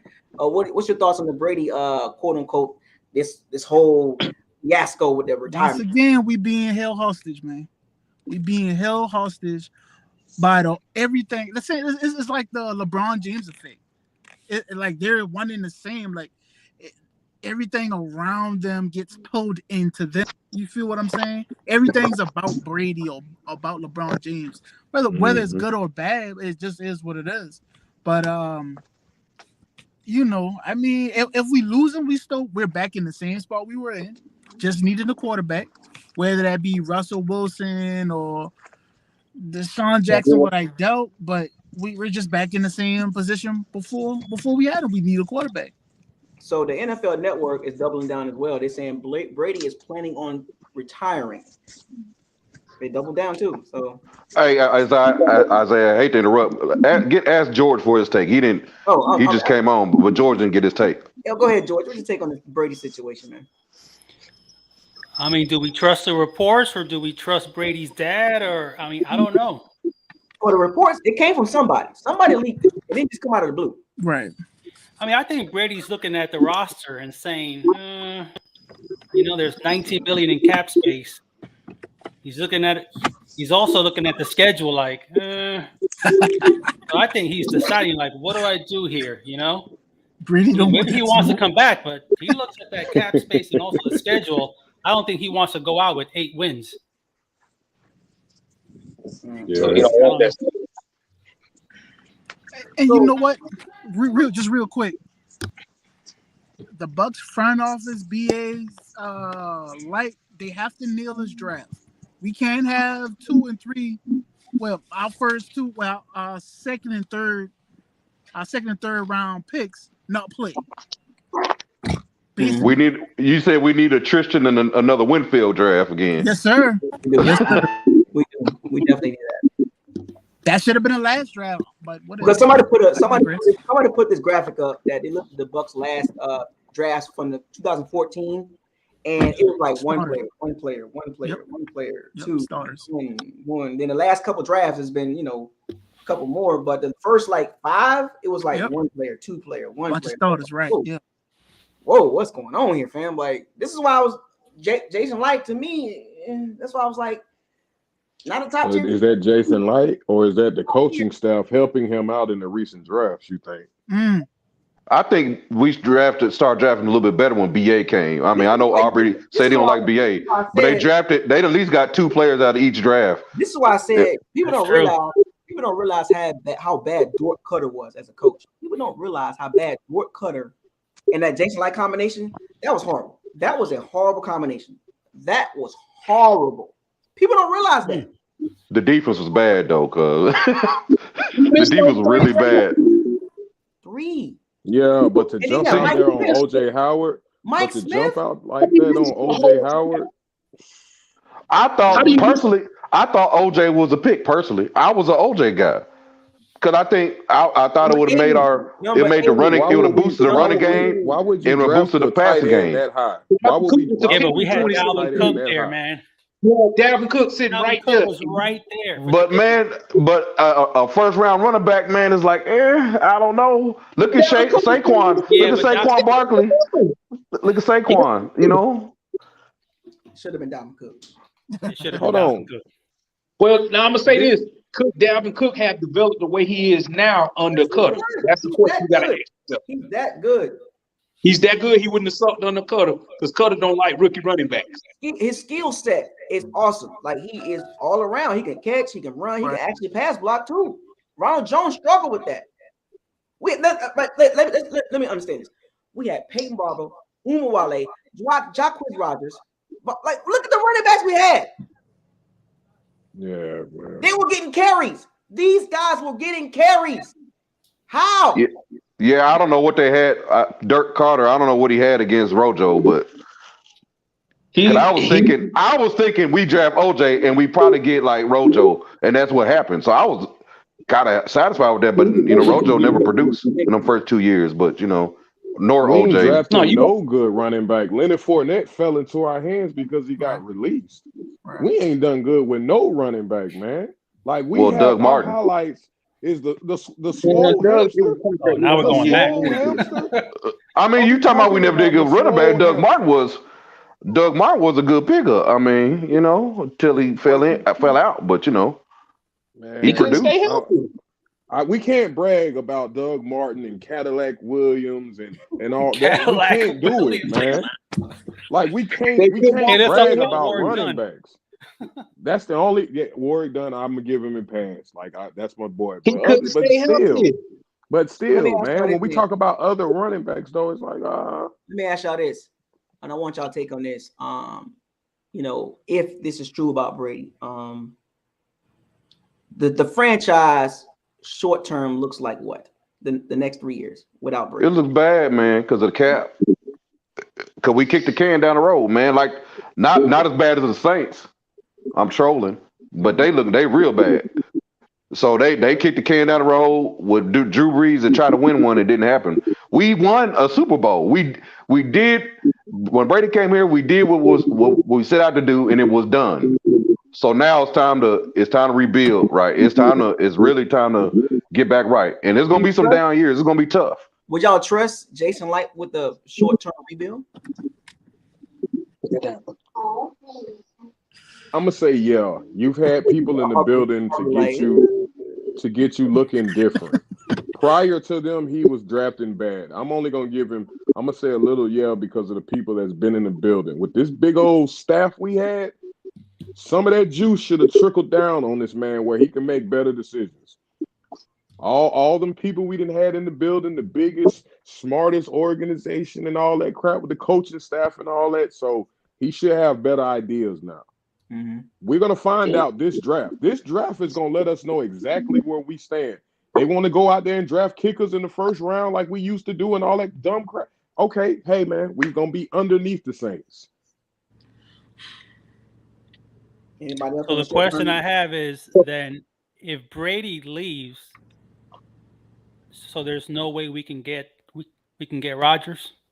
Or we can get Why Russell you give Wilson? up the assets though? Why I don't get we giving up players and draft picks. We giving up the future they want to do 3 it. first-round picks. They want 3 first-round picks. Plus we got he still got a year left on his. Yeah, no. Yeah, man. but if Aaron Rodgers says he wants to leave, he is going to leave. Aaron Rodgers going to Denver. Let's not ignore that. I'm not leaving for a quarterback right now. I wouldn't get your hopes up on Aaron Rodgers. I wouldn't get your hopes up on it. I wouldn't even bring that up because the scenario for that to happen for a quarterback. It's just too much assets to give up. And then I think that really hurts your future. I think you can just. I really do think. Aubrey was talking about this. We gave up the midterm and the long term for right now. That was my issue. Like I get it. You got the Super Bowl, but look at the result, man. Like you went all in and you won. But now we're about to see the effects, like you said. Like I honestly feel like this draft last year. I'm gonna say last year's draft, and this draft is gonna dictate. So last year we had Tristan Wirfs and Antoine Field Jr. immediate impacts, right? Pro Bowl players, right? That was 2020. That was 2020. I said no. I'm talking about this past 2020. Yeah, 2020. 2021. Right. 2021 was Joe. What's the dude from Washington? That wasn't the right pick. So the last 2 drafts we had Tristan Wirfs and Antoine Winfield Jr. right in 2020, and then 2021 we had impact player and Kyle Trask the first 2 rounds, right? So these last 2 drafts, our first and second round picks, we got 3 out of 4, which is good. 3 out of 4. That's going to be the pillars of the future, midterm and long term. So now, as long as you can hit 2 out of the first 3 rounds. If you can hit a first round, second round, that's great. Or a first round, third round, whatever the case. But as long as you hit 2 out of the first 3 rounds, and they got to be immediate impact players. So for the 2022 draft, it's very pivotal for Jason Light John Spivey, all these guys in the front office, Bruce Arians, if Von Lester's around, and Todd Bowles, very, very important that they hit on 2 out of the first 3 picks. They got to hit. I mean, start. I'm talking about immediate hand-packed players. We ain't got time to be sitting somebody on the sideline talking about he's not ready yet. He's not ready. Because other teams are drafting people in the first round, second round, and even third round. Boom, they're hitting. I mean, they're hitting. So are we wanting to see 3 defensive players back to back, right? I want to D-line. 2 out of the first 3. Okay. 2 out of the first 3 gotta be defense. Gotta be. The defense. But the main Are we question talking is about quarterback. D-line, middle line, D-line got to be in the first round. We need a pass rusher. I stand by my pick. Jermaine Johnson got to be your pick at 12. He I going think that Big Buck. He going early, bro. The word is they out. got They got him Jermaine going at Johnson. 12. Yeah, they got him going at 12 in the mock draft. Because I heard you on another locker room said you talked about him. I went to go look him up. I like him. Love his motor. He's active, but he's going in the 12. He's going. We pick at what, number 27? I forget. I don't know where our draft position is, Yeah, but it's low. It's like 27. He's gonna be gone. And now if he follows us, yes. But I don't think he's gonna be there, honestly. Well, the reason I think he'll be there is because I think the middle of the first round, that's where you're gonna see them run on quarterbacks, and that'll be enough where he can fall right there. But it's not that many quarterbacks. No quarterbacks ain't. If none of them quarterbacks deserve first round. None of them There's no quarterback. That's quarterbacks. It's gonna be wide receivers. It's gonna be linemen and defensive linemen and probably corners. Is gonna get drafted before any of them quarterbacks go. And I know y'all don't like Kyle Trask, but we're gonna have to see how that plays out. If this is true, we're gonna have to see how that Kyle Trask play out. We're gonna have to see. It's a second round pick. You gotta see. You gotta see. You ain't got no choice. You gotta see it. You gotta see what's there. You don't want to go back to back without really giving him a chance to, What's his number? Huh? What's Kyle Trask's number? 2. 2. Oh, that's the jersey number. I didn't even know he had a jersey number. Hey man, you gotta tighten up, bro. Look, in hindsight, I think the Bucs was. What do y'all think about this? If I keep saying always if Brady retires, Bruce Arians came out and said, we're gonna, I'm like my chance with Gavitt and Trask, but I don't mind opening door number 2. Now last time he said that he went and got Brady. So, with that being said, there's a high chance that he's going to look behind door number 2 again. Here's my only I'm telling you, Bruce Arians is too old to be trying to rebuild. Yeah, it's win now or not or never. That's what it's not necessarily Super Bowl or bust, but it's win now. And I mean now. Aaron Rodgers and Russell Wilson. If we get one of them, it's Super Bowl or bust. And that ain't happening. We don't have the money. We don't have the money. So what QB available fits the system? Derek Carr. Let's talk about it then. Let's talk about that. Derek Carr. Russell Wilson. Russell Wilson is not as good as you think he is. Jameis. He keeps scrambling out that pocket, man. He'll run out that pocket when he don't have to. Yeah, but our line is much better. Our line is much better. Yes, it is. Yes, it is. But I mean, we need to really concentrate on the running game. But to me, the best quarterback at all of them, obviously, is Aaron Rodgers. But I don't think for legacy reasons, I don't think he'll come to Tampa Bay, and weapon reasons he won't come. I think I'm agree with Big Bucks. I think he's going to Denver. They got a young core. Going nowhere. He want to screw them over every chance he gets since they drafted Jordan Love. Point blank period. I'm noticing what y'all not mentioning. Y'all mentioning Derek Carr, Russell Wilson, Aaron Rodgers, and the Watson. Now, when are y'all bringing up the money situation? Like we just gonna. I forgot about the money. If that's the case, Teddy Bridgewater. If that's the case, Teddy Bridgewater. I don't want to say I'm a Jameis Winston fan or I'm infatuated, but I'm like, dude, I know his mindset is probably FBA, but dude, you can get him on a cheap 1-year deal. He already knows your system, and plus, that's year 2. You really think he's going to come in and turn the ball over in year 2 of that scheme? You really think he would turn the ball over like that? That's I all I'm wouldn't saying. mind that. I think that'd be a nice redemption story. I wouldn't mind it. Well, I'm a Jameis fan. What do y'all think about if Winston is door number 2? I I ain't got a don't mind problem with it. it. I never. I don't I see I don't BA mind it. doing that. Look at my boy always George. wanted Look at my to boy say George. BA too stubborn to go back or to admit it wrong. I don't see him doing You're gonna that. have a lot of pissed off fans, but from a football standpoint, I think that would make sense. You don't have to worry about him learning the offense. He got a rapport with Mike Evans and Cameron Brate. If you get him a running game and the line still blocks solid, you still gonna be competitive. I do believe that. If that was door number 2, You can't let them loose. That's what the Saints did. They didn't let them loose. They tell them they box Jameis in. George, I know you don't like this. George, I know you don't. No. It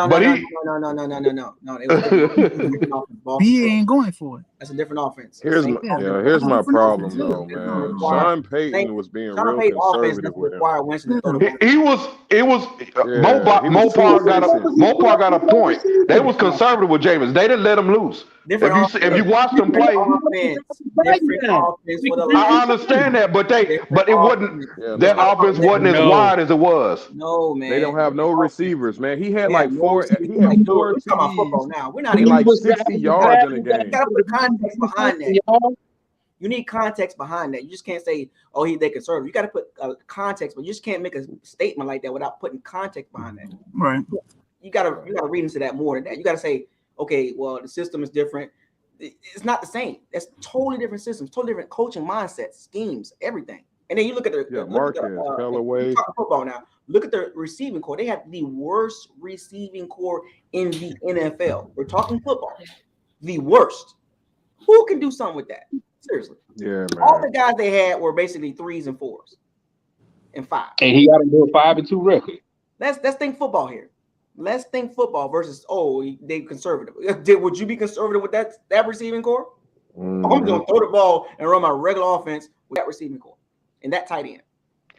Well, they had a good running game. They had good running backs too. And then hold on. Even with the conservative play style because of the receivers, we all still watch Jameis on some of them games. The one play where he just wanted to get sacked and just throw the ball in there, like he'll take it. Let's just move on. 3 and 4 times. That's even with that's not the point. The point is, we're gonna talk about. Remember, I always say this. If you're going to tell a story, paint the whole picture. Don't point out things that you want to point out. Tell the whole story. That's how it works on this channel. You just can't just come on here. Well, this part right here, this one. Paint the whole story. Don't just paint one thing that you want to point out so everybody can just point out one thing. Paint the whole story, the whole canvas. If we're going to talk about stuff like this, paint the whole story. That's how it works on this channel. Right. No narratives be pushed. This 30 for 30. I'm just going to say they were 5-2. Paint the whole They were story. 5-2.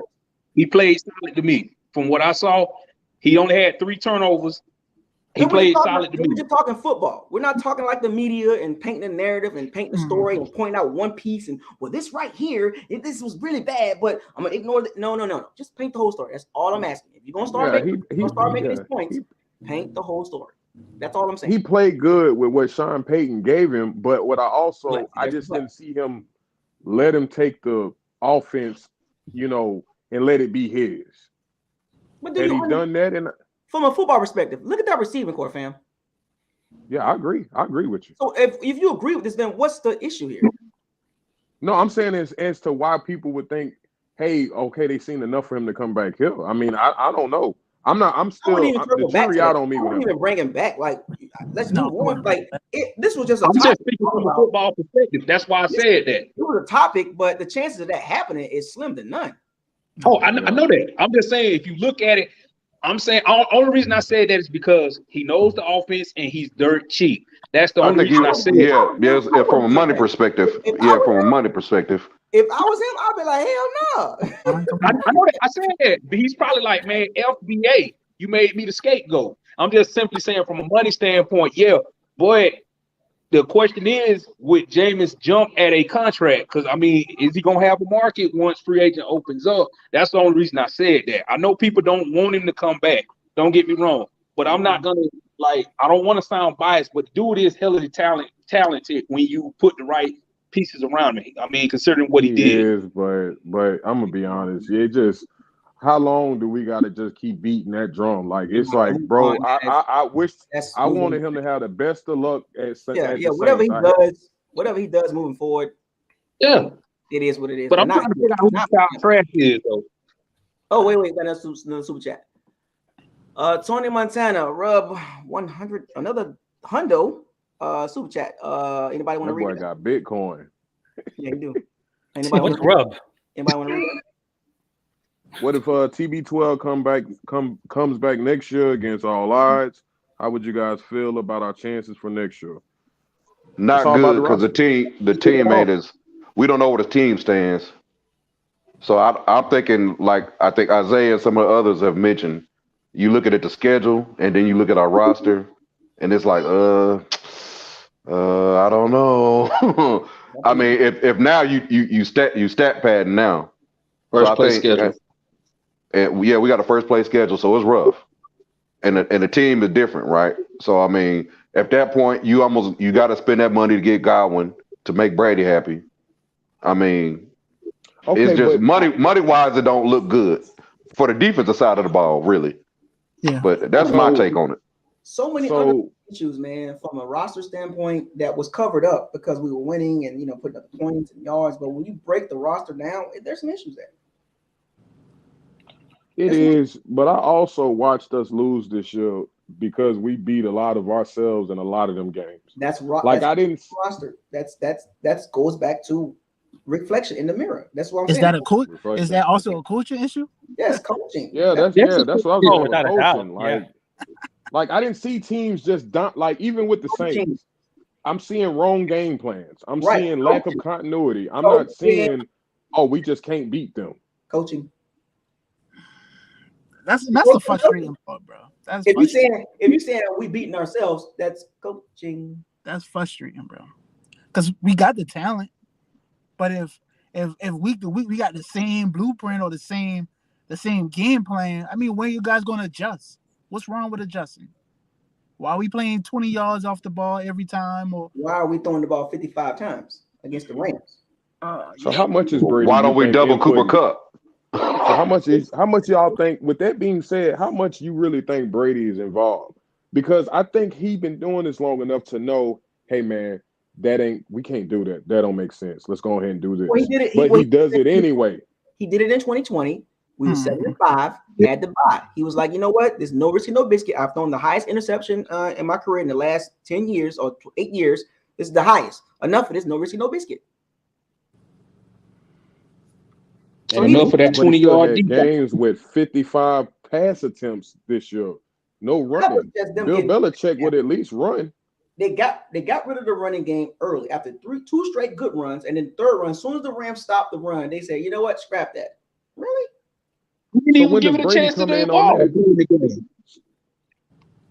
That's weird to me. I thought that was a key moment in the game because the first 3, think about this, the first 3 plays of the game was runs for them. So you mean to tell me they had 10 carries over the next 90% of the game? 10 freaking carries. 10. You preaching now. Coaching. Now, let me ask you this. You preaching now. So where does Brady come in on that? Do they look at it like that? And what's the conflict is when Leftwich and Aarons came out saying Brady has control. He can call what he want to call. And he has control over the offense, being that it's more of New England style, 70%, 30%, no risk, no biscuit. So here's the concerning part about it is, was it more about was he after the records more than actual team success? Because why 54 times against the Rams and the Saints and like what's like, because some of those games were stat patterns. Like, let's be real. Look at the Falcons. In Atlanta, you wanted to no huddle the whole game. Stat pad. And he was chasing records. Like, so when does he step in? Yeah, but if you're down 3 touchdowns, what do you have to do? But he wasn't at first though. At first, he wasn't. True.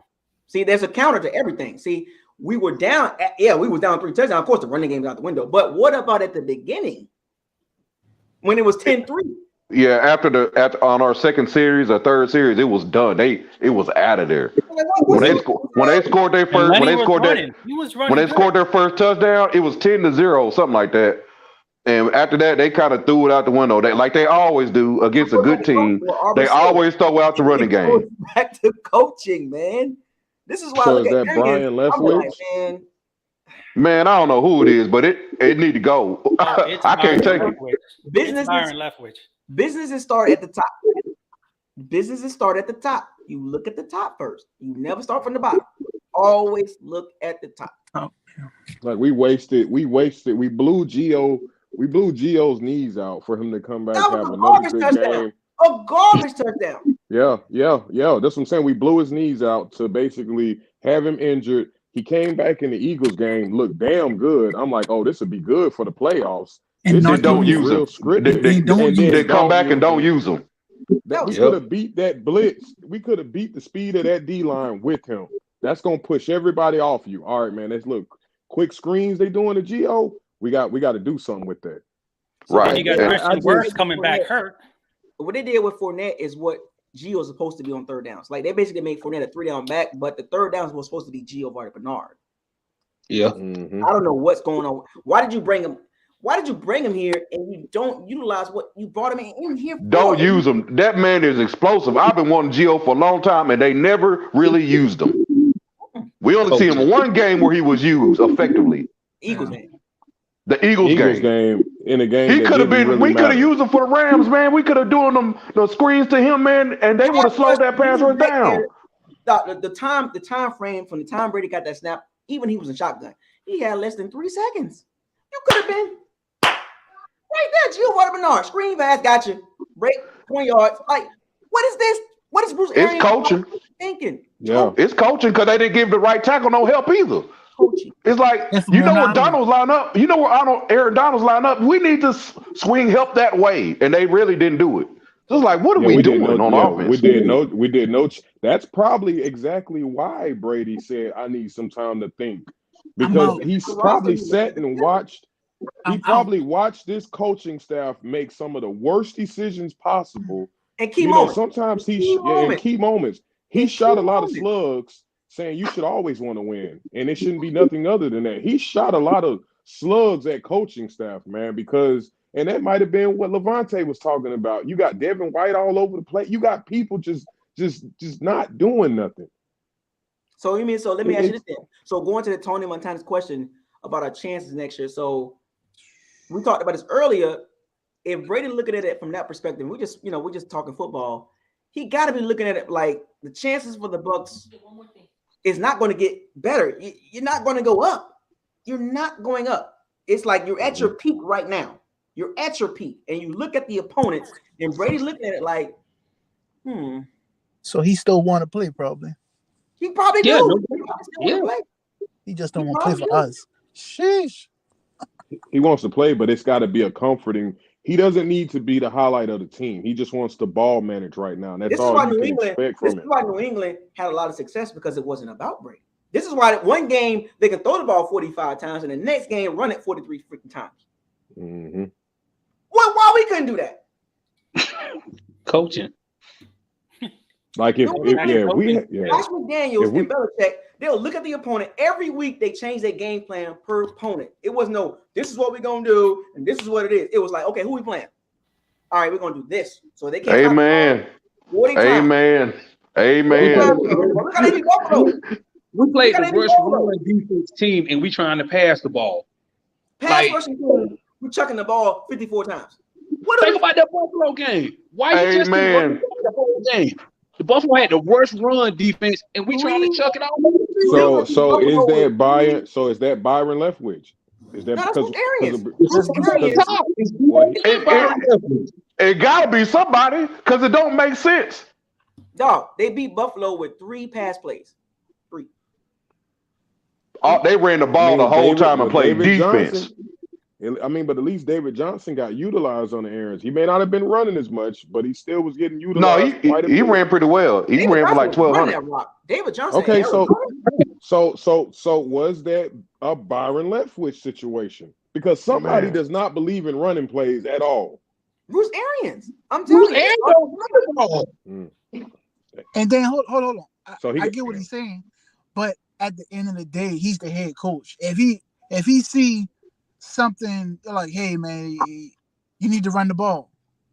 You feel what I'm saying? As let's say at halftime, make an adjustment. That's what I'll keep saying. Make an adjustment. It's okay to adjust. It's like they're not. We don't willing even to think adjust. about it. We don't even take advantage of the passing, how much passing we do. We don't even run draws. We don't run draws. No. Have you seen us run a draw? Have you? Nope. Yeah. Every once in a while. It's a vanilla I've offense, never seen us run a draw. We don't run a draw. We don't even run tosses. The changes, even though they made the changes, even though they made the change to the offense, it was an aggressive intermediate style of offense. It was a very aggressive intermediate style of offense. Like, think about this. Fournette had 70 plus catches. 70. Mm-hmm. That's a lot for running back. That's like you're aggressive, but it's not down the field because you had to change the philosophy on what was more comfortable for Brady. Remember, outside the hashes, and we saw it against the Rams, he struggled. It was inside the hashes and checkdowns. And they suck outside the hashes coming into that game. Outside the hashes. And sometimes Brady can't see too, man. Sometimes he targets some people that are like it was one play when it was fourth down when we got I think when they I guess they snapped the ball and we got the ball back. You remember that? And with the Rams, he threw the Gronk or break, and Scotty Miller was wide open behind him. Gronk was double covered. I remember that play. I remember that. He was double covered, and Miller Scooter was wide open. I saw it. I was like, what is he doing? And sometimes Brady, he'll make a bad read. I mean, he's Brady. I mean, he's human, but he would make bad reads like that. But he's under duress. He made more in that game. Prior to hey guys, what's going on? Third quarter, he was like 19 for like 37. Hey, like Grace. 19 for 37 for like 214 yards, and he had an interception. And like it was ugly. And in the fourth quarter, of course, it took them. And remember, I told y'all this in the pregame. They need 4 solid quarters, and the Bucs gave us 1. 1 good quarter. That was the fourth quarter. Team too old. When things got chaotic, that's when the Bucs want to play. Wait, well, where was this in the first 3 quarters? We haven't. Would you say we haven't had a solid 4-quarter game this whole year? Give me one. I can't tell you one. I can't think of one either. Our last solid I can't tell you one. Super Bowl. It was a Super Bowl. That was it. Yeah, that was the last time we played 4 quarters. Yeah, last time because we dominated from start to finish in that game. Right. Think of the Bills game. The Bills game in perspective. When we played the Bills this year, we should have blew them out. Mm-hmm. And then we commenced to go turtle in the 3rd and 4th quarter. Get them back in the game. They almost won it. I hate when teams do that. I can't stand. What is? Hey, the Eagles game was pretty. That's what the Rams did to us. Yeah, that's exactly what the Rams did. Yep. So do we need BA? If this is where it's going to go, do we need BA to go ahead and leave? Do we need him to leave? Get him. Because here's the problem. We have a coach that don't believe in analytics. He don't believe in analytics. No. So he believes this is why our coaching staff is the biggest amongst everyone else, because he believes that he can just old school appoint people to this and that.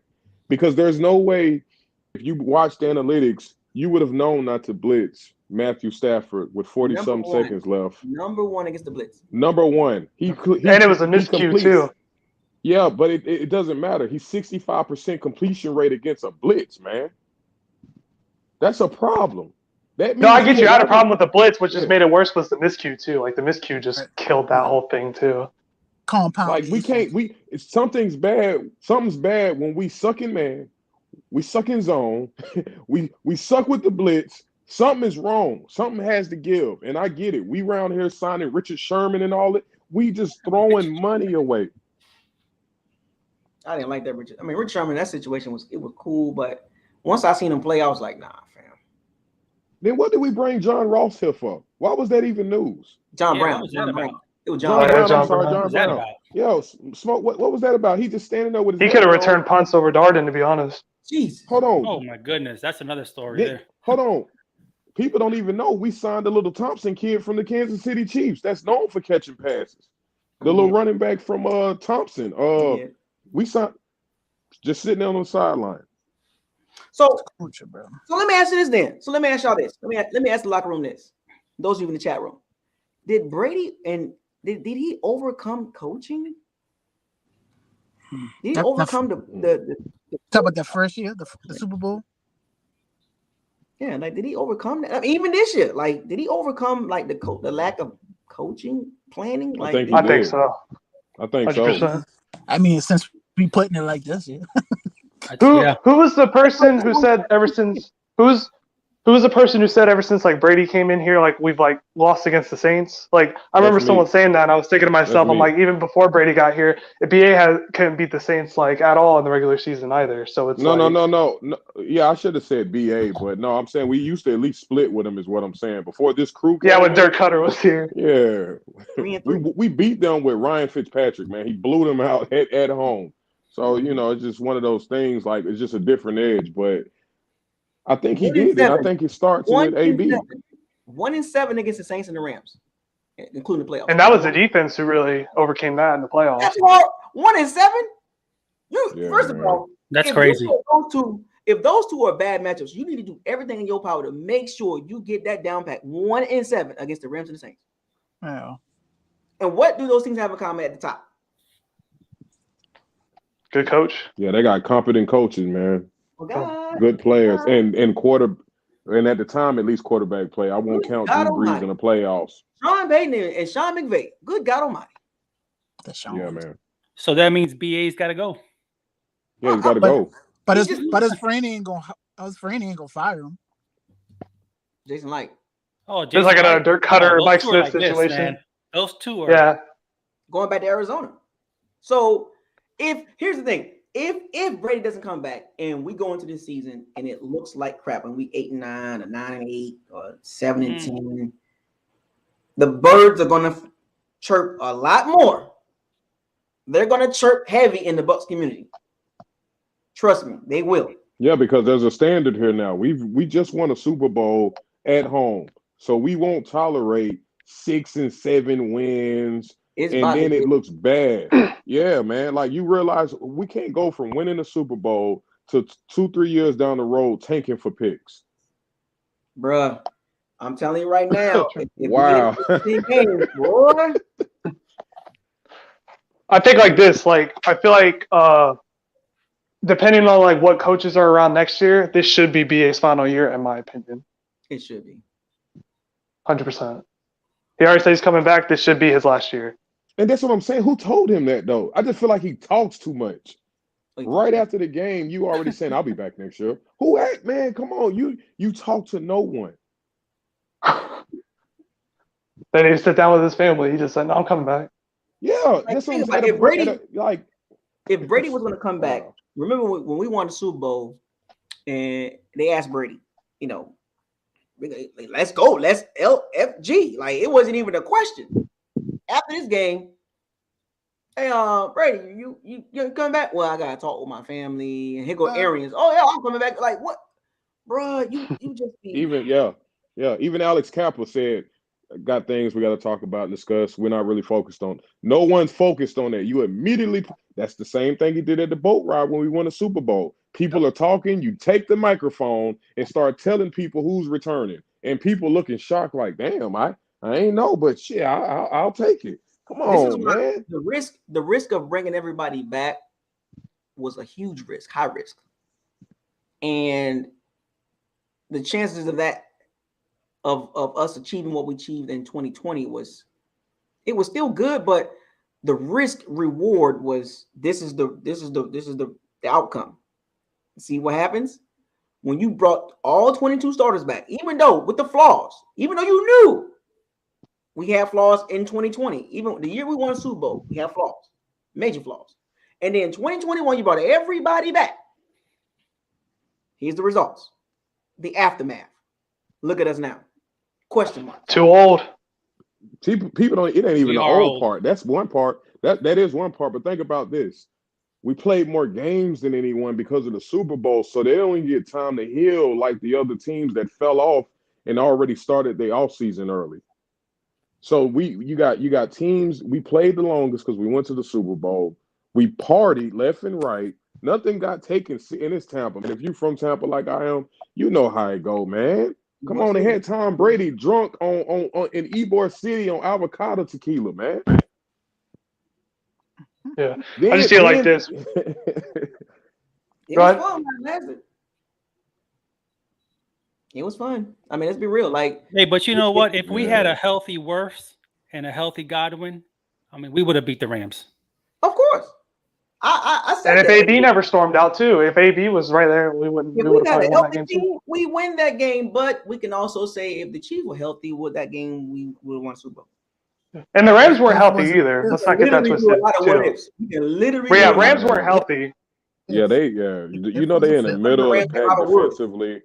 All you know what I'm saying? Like Robert Woods, their tackle. I try to stay away from the NFL's what if. You know what I'm saying? Because you got if you do it for us, you got to do it for everybody else. Everybody else, right? Yeah.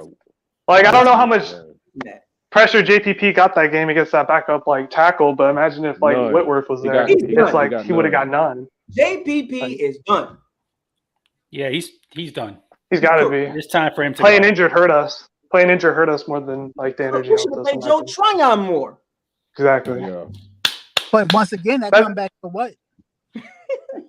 That's what I'm saying. We might need think about it. There. We have a guy in the building, and we got to realize y'all talked about it last week and before. We got a guy that literally said Peyton Barber's my guy. Holy. Over Rojo. That's insane. Like Peyton Barber is my guy. Paul, you done triggered Paul. Hey, I was at that coach meeting when he said that. Coach meeting. He said, I hate to bring his name up. And because of BA, that's how he got a job for the Redskins on the or Washington, whatever you want to call him, because of BA. But force feeding this guy that he was getting like 2.3 yards a carry, even with blocks. Peyton Barber, though. So if we got a guy like that believe he was the guy, man, that's all. We ain't got to ask no more questions. If he comes back, you know exactly who his guys is. We've already seen proof in the past of who he believes in. And he going to stick with them. Wale. Running into Brashad Perriman on that goal line. Oh, my God. Never forget it. Never forget it. They're both in motion at the same time. They hit each other. Like, there's no way. Only the Bucs. Darren Wale. He was getting third down catch. Oh, my gosh. We had no running game. Yeah. I look at what Wale swayed us in the preseason. This man was lining up in the preseason and regular season fell off. I couldn't believe that. Keyshawn Vaughn is this guy. Like Keyshawn Vaughn is this guy. Keyshawn Vaughn is his guy. But that third round pick could have been used for something else. And like he literally tried to sell us with the fact he clocked him running 21 miles per hour. Bruce Arians, we don't care. This is a guy. Without that Grayson block, there's no touchdown. Yeah, I mean, I get it. I get it. Hey, this goes back to the OJ pick. hey, hot take. Bruce Arians killed OJ's career. He did. Here, I'm just saying. BA killed his career. He was putting up numbers with Dirk. Even though Dirk's the back coach, he knew how to use his tight ends. That's all I gotta say. So are we gonna fire Bruce Arians after a 13-4 season? No. We just gonna get rid of him like that? Exactly. No, this next year, probably. No. We can't get rid of BA. We can't use him as a scapegoat. No, you know what's gonna happen? We need him to slap another person upside the head. We need him to keep doing. I need him tangled up in this AB stuff so he can be the scapegoat. Man, Jesus Christ, man, just get focused, man. Cut the crap. Man, the guy's like 70. It's not happening. Hopefully, it's a hope. Wishful thinking, man. Wishful thinking. I'm just scared about the calling plays. But I appreciate what he's done. I can't talk about him because there is a culture here now. I mean, he's been the best coach we had. He's the best coach we've had by far in the recent history. What's the culture? But the culture in regards. Well, I'm not gonna say he necessarily changed the culture. I'm gonna say Brady because you know what Brady definitely changed the culture. Brady, I would say that. So that's what we seen what it was like without Brady with BA, and all he did was throw it on Jameis and throw it here and throw it there. We get Brady. Yeah, if Brady never came here, I'm sure BA's out the door right now. I mean, he didn't really throw it on From, Jameis like- because the fact of the matter is Jameis was never his guy. He didn't draft Jameis Winston. He inherited. Did he Jameis come out of Winston. retirement to coach Jameis? He did, That's what. but yeah, he did come out of retirement to coach him. He did. Yeah, but that it was a whole that's not his story. guy. Yeah, you're right. You're right. It was a whole story. Are you gonna go down with the guy that you didn't even draft? No, you're gonna go down with your guy. Yeah, but if he came out of retirement to coach him, then that should have been his guy. Like, you don't come out of retirement, so you're gonna like they had if he yeah, has you don't talent, do then that. coach him up. That's what coaching is, coaching the guys up. I thought.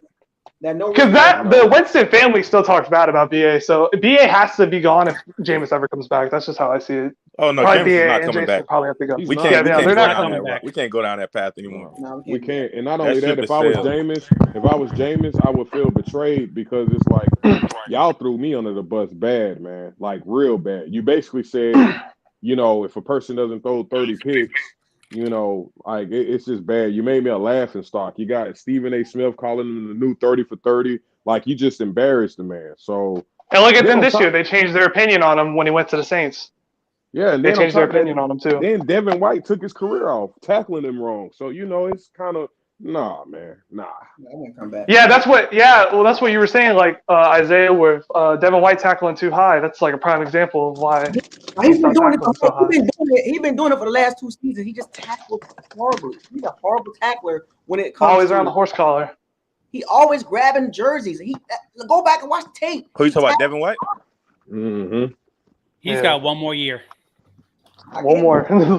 One more year. He was the 5th pick in the draft. If not, Devin White. He's a little undisciplined. He said it himself. Now he came out, took some accountability. That I must slow down. Yeah, he has to slow down. Devin White is best used when he can just free roam and just fly around downhill. But that's only gonna get you so far in the NFL playing like that. Yeah, absolutely. At this point, he can only really blitz. To be honest, like that's it. He's too wild, man. He was the 5th pick in the draft. He got one more season because I compare him to Roquan Smith, Darius Leonard, and Fred Warner. That's his comparison right there. Are you comparing him from this season or overall though? 2 of those dudes got paid, and Roquan Smith is going to get paid. But is that from this year or last year? I'm talking about the time he got drafted. The contemporaries, his guys that kind of around his age, and he's right there. So can we name 10 middle linebackers better than him from the start of his career till now? I'm like where Devin White got drafted. He was the 5th pick in the draft, and those guys were drafted after him, and they're better than him. Okay. Then that's crazy. We could have had Darius Leonard and Fred. That's actually Devin crazy. White. I'm sticking Devin White in that group because that's where he needs to be at. I don't put Devin White in that group. I don't put Devin White with Darius Leonard and Fred Warner or Roquan Smith. I don't do it. No way. If it was 2005, Devin White would be a lot more effective of a player. But he's not good in space. He can't play in space. And teams know that. Yeah, he get lost in space. So like the value of a linebacker like him, a thumper, it's not the same anymore. Like Ray Lewis, he wouldn't be as good of a linebacker in this era as hell no. You know what I'm saying? You gotta be able to run around in space and cover guys. Yeah, I kind of see it like this because like my friend brings this up. He hasn't allowed a touchdown ever since his coverage. But I'm like, maybe look at his yards. How much yards has he allowed? Like maybe not touchdowns, but I'm sure he's allowed a lot of yards. Yeah, he get lost in space. He's better in the box. He's better going at the quarterback. Yep, downhill. Like I said, if it was 2005, he'd be like one of those type of linebackers. So is that something? Is that something he can get better at? Yeah. No. 100%. Yeah. I think so. Yeah, that's like film. That's like watching film. That's. But this year he has to get better at it. He has to. Yeah, if he's trying to get paid, yeah. Yeah, 5th year like. But we know it's a market, but we do know it is a market for him. I mean, so even though we saying one more year, they're not just gonna let him walk on out the building. Because he will off get ball paid linebackers somewhere. like him, they don't even get paid like they used to because the value is diminishing for an off ball linebacker. So you know what I'm saying? Unless you're one of those elite guys, you're not gonna get a bag like that as an off ball linebacker. He's the middle linebacker. He's middle. We had Josh Allen right there. Oh yeah, That's right there. Never mind. What? Hey, Josh Allen. Hey, Never mind, bro. Never mind, man. And look, think about this. At the end of the careers or at the end of 5 years, I want to see where both of them at because Allen went after Devin White. And what we need right now? Juice on the D line. Yeah, imagine this year, young guys, Tryon on one side and Allen on the other. That could be. Oh gosh, that could be scary. See, Christ, man. Tryon got to get on a weightlifting program, man. Yeah, he was getting handled. I was watching him. He was getting handled. He learned. Now, wait, was Devin's draft class right before Shaq's like big like 19.5 season?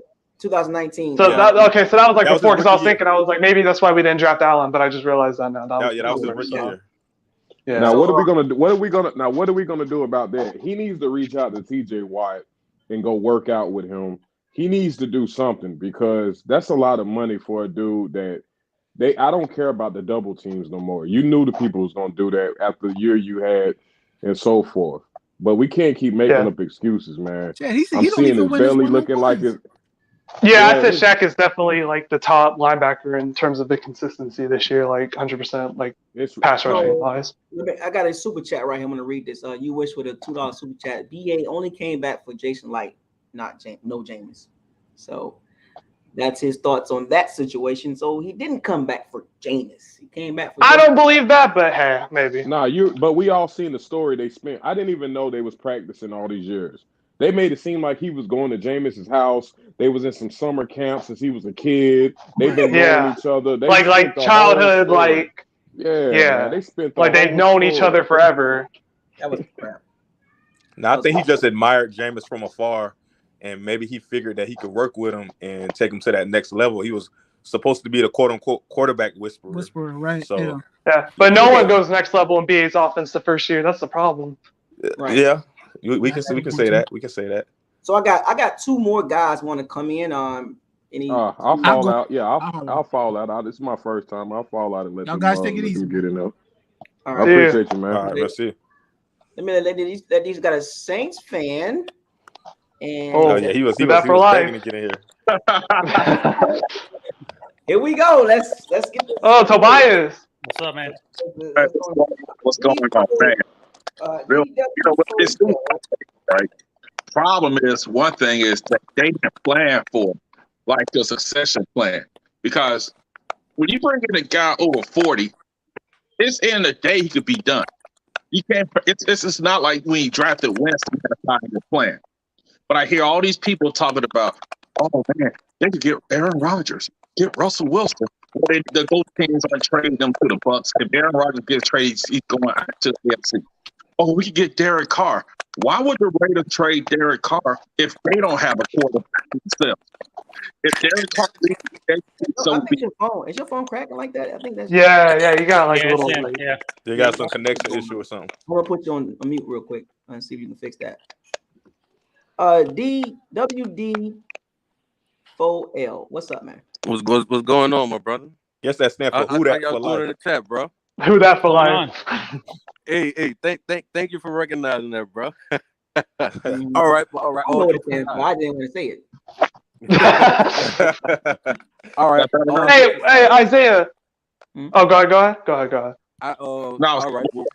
With the information y'all knew now, as far as like possibly Brady retiring and losing players and coaches, what are y'all realistic?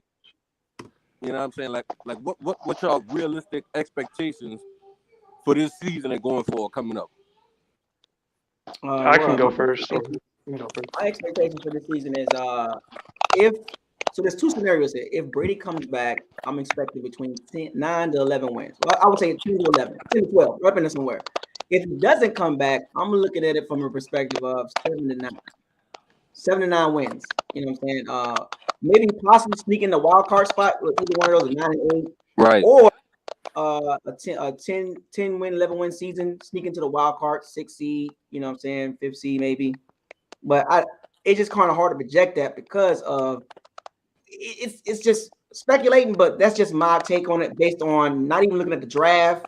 Yeah, because you got the whole draft and free agency. Or the free agency, just based on right now.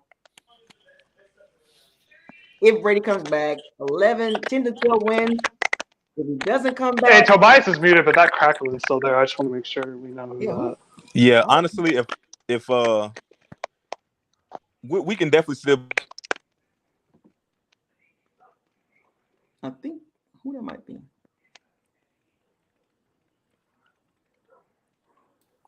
I think it's Grislow. Is it me? What?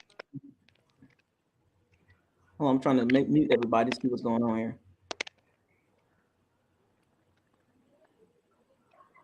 All right, let me see. Let me start with George first. I'm gonna get you on real quick.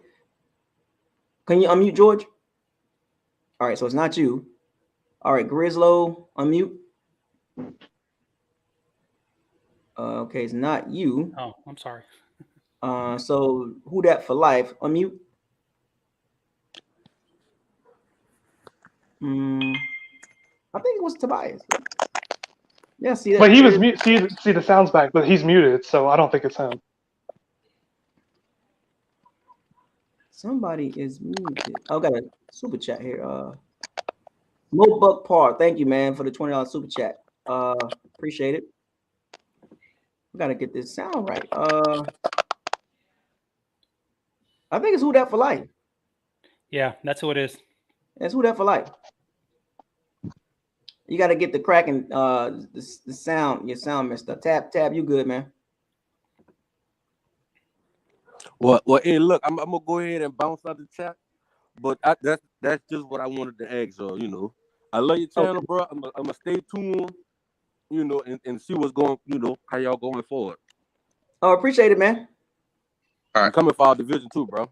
Hey, all right, y'all take care, bro.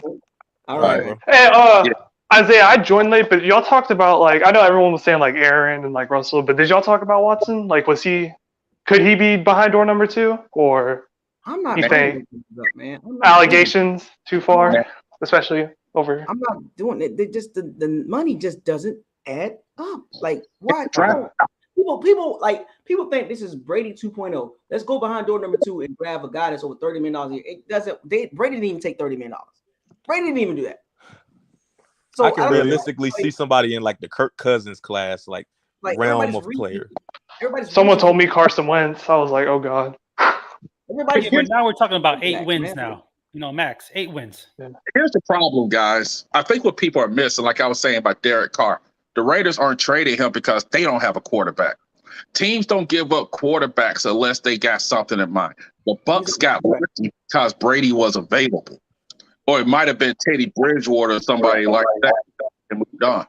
But what I'm saying is that Deshaun Watson, you got to have draft capital. He has a no trade clause. Russell Wilson, the Giants, he wants to be in New York. That's what they say. But Seattle's not trading. I'm going to have a quarterback, but they have draft capital. The Bucs don't have draft capital or the money. I'm not bringing those guys up, man. I'm not doing that. No. I guess you. It's just scary because, he said he'll roll with Blaine Gabbert. Yeah, I just hope no Blaine Gabbert. Yeah, I mean, if Brady doesn't come back, it's kind of just time to semi-rebuild. It's gonna be rebuild time. Yeah, Trash can get young. But, and the thing about it, people mention these quarterbacks we'll just get them. It don't work like that. Yeah, not at all. So what you do is you lose, and you get one of those quarterbacks of 2023. Which is the high draft class of quarterbacks coming out. 2023 is going to be a really good draft class. So we just rebuild completely, and we just go, get a. I would be good if we finish middle of the pack to late this year, let's say that, and then we trade up to get a quarterback. If we don't have a good one I like that idea. That would be pretty good. It's gonna be interesting with the Bucs, man. This is gonna be so interesting. If this is true, if it stands correct with Ian Rappaport and Jeff Darlington and all these guys jumping in front, if it's true that he's gonna retire, but he just don't know when to announce it, we need to get our seatbelts, and strap in, because it's gonna be some head scratching moments here, boy. It's gonna be some what the WTF? Yeah, the Bucs came out and said that Jason Light got a call, and so Tom said that he hasn't decided yet. So right. We just gotta wait on that. We got John McGee in the building, in the locker room, man. As you can see, the locker room is jumping again. Yeah, it's jumping right now.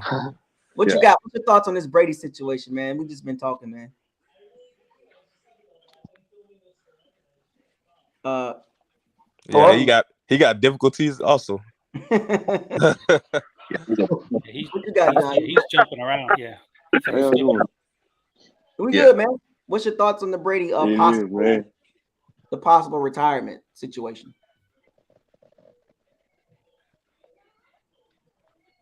I think he's Are you? No, you're not on mute. Can you hear us, Joe? Man, it's been a lot, bro.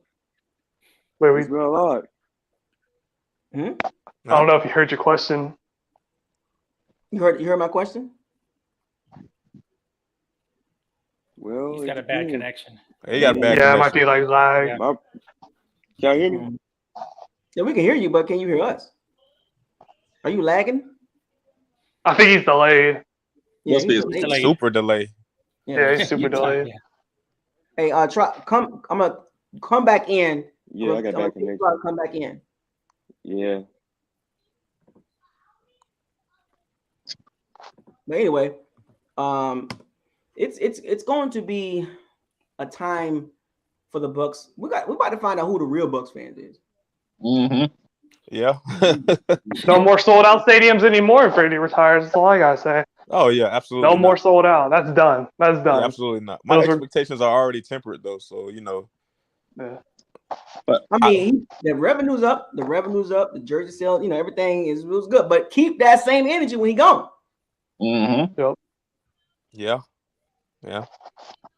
Yeah, but if you have Kyle Trask at quarterback, I don't think that energy is going to be there. That's the problem. I mean, yeah, it's like that energy's gone, bro. One thing I will say that's been a pet peeve of mine since I started watching the Bucs is ever since like the golden era, the late 90s, we've had a hard time of just cultivating and developing our own talent. We're good at, cashing in on a lot of free agents and lightning in a bottle, get a good team, and then we'll have a couple good years and then we'll kind of fall off again. But we have a hard time of just like developing our own talent and like creating a dynasty like of our own. We can go get a free agent here, a free agent there, and then like have a good run. But that's the problem. Like I don't have any faith that we can just start over from scratch and get a quarterback of our own and just like build this thing from ground zero. It's like we always have to make a splash, and then I don't know. That's like starts up top because it's like what y'all were saying about Light. Light either hits or like misses with his picks. There's no like in between or like nothing. You know what I mean? Yeah. Like it's either a hit or it's a miss. Yeah, it's like a Pro Bowler or a guy out the league in the first contract. Yeah. And you have to bring in Brady, Fournette, AB. So you have to bring in Gronkowski to get us over the hump. Those guys are already established. And their age is up there. It hits different when it's your guy. When it's home, it hits different. Let's be real. It hits different when it's a homegrown drafted. Yeah, absolutely, absolutely. You know what I'm saying? It hits different. Trust me, it hits different. Like Trash win the Super Bowl, it'd be like, oh, we drafted him. You know what I'm saying? Yeah. You know what I'm saying? Ronald Jones, if he had 1,500 yards, Ronald Jones had 1,500 yards and 70 catches. We'll be more. We'll be more into it when it's one of our OJ gets back, like you know what I'm saying? Like, oh man, you know what I'm saying? But it's like when it's AB, Gronkowski, Brady, it's like, oh yeah, we know, we get, they already Yeah, like the free agents are nice, but they can't stay here for like more than like 5 years because then they're getting up in age. So it's just like it was all short term. Mopar Buck with a $20 super chat. Is there any OCs or DCs available that potentially put us in contention? Conversation. This is contention and conversation this upcoming season, special teams as well. Okay, so the OCs and the DCs available if Leftwich leave. Now they're talking about promoting from within. Kevin Garner or Gainer or whatever his name is, the wide receivers coach. Yep. But if Leftwich leave, he looking to take him with him to whoever he lands, right? So that's a possible OC replacement. You got some good one, right? Yeah. So you got some other OCs out there. You got Harold Godwin on the team already. He's the assistant head coach. DCs, you can play with Vangio. You can play with Winkle, Zimmer. Zimmer. Well, Zimmer's 4-3. He's a 4-3 guy. He's a 4-3 guy. True. There's you got Larry Foote. He's from Arizona. You know, that connection right there with Light and all that. Larry Foote, possibly he's a linebackers coach for Arizona. He can be upgraded to DC. What else you got out there? There's not much out there, you know what I mean? But Fangio could work. But if you got a big staff, you should be able to pick somebody from. That's kind of more Bruce Arians' MO anyway. He's a loyal guy, so he'll have a tendency to get one of his guys and promote one of his guys from within. Just knowing how Bruce Arians is. And then special teams wise, get rid of Keith. Yeah, Keith Armstrong got to go, 100%. Yeah, he got to go. He's got to go. He's got to go. We were like a couple plays away from being the Packers special teams. That's how bad it was. He got to go. Oh my God! Remember, the Bucs. Even when Keith Armstrong came here, the Bucs already had one of the worst special teams in the NFL. Mm-hmm. Keep that in mind.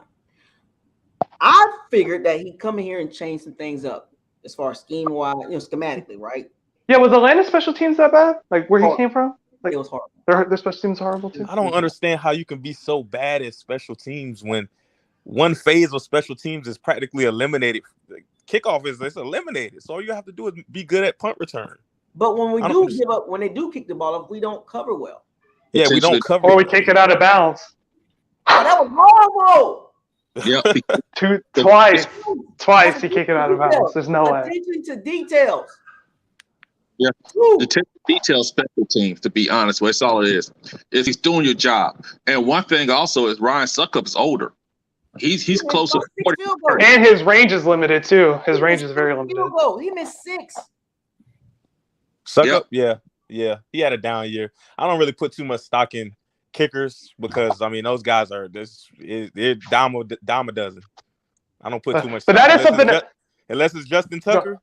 All these kickers are screwed up in the head. They'll have one good year, they'll have a bad year. You got McManus from the Broncos. You got your boy Harrison Buckner from Chiefs. You got some good kickers out there. You know what I'm saying? Like Matt that's what I was going to go off of, right? That's what I was going to go off of, right? Like you said, our special team's so bad. Nick Folk left. He's Patriots. He's actually decent. He's been doing decent for the Patriots. Matt Gay leaves. Yeah, Matt Gay leaves. Now he's a Pro Bowler. It's like all these kickers that leave and they go do good years after us. Yeah, Cairo Santos too. He went to Chicago. He was kicking well. It's like they leave here.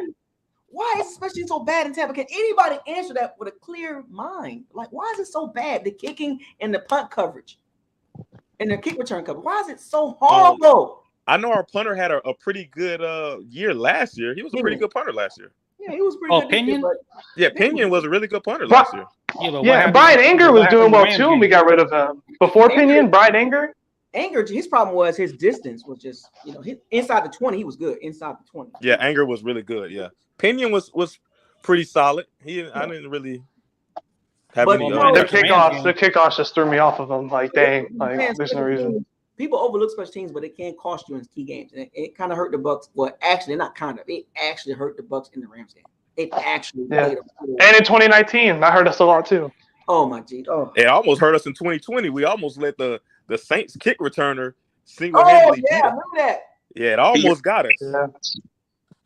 We got to get that straightened out, man. Like Jalen Darden, bless his soul, bless his heart. I think that dude wants to get hit. In my honest opinion, the way he's been trying to return. He's not an NFL player. He wants to get hit. There's no way. He's not an NFL player. He's not good enough. Last good kick returner we had was Bobo Wilson. He wasn't even that good. They traded up to get Jalen Darden. They traded up. Yeah, that is true. We traded up to get Darden. I gotta break up though.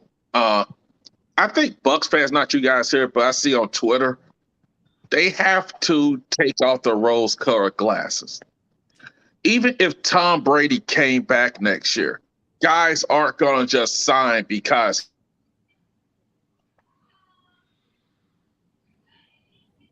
Hello? That must have been the sign. Let me check the Twitter. I know what he was going with though. Yeah, I know, right? I'm gonna check my phone now. Someone can finish this sentence if they really want to. That's how we know. Guys aren't gonna sign just because Tom Brady's coming back. Yeah. And that's good though too in a way. I don't want all 22 back. I don't think any Bucs fan in their right mind wants all of them back. No, not at all. Because it's not going to work. Just like it didn't work this year. That's not So the question is, which guys do you bring back? It's downhill from here. Yeah, it's downhill from here. It's simple as that. I feel like Carlton should be back. Just Carlton, definitely. At the right price. At the right price. How about Jensen? Absolutely. Yeah, Jensen, if you can't. Godwin is going to be very tough.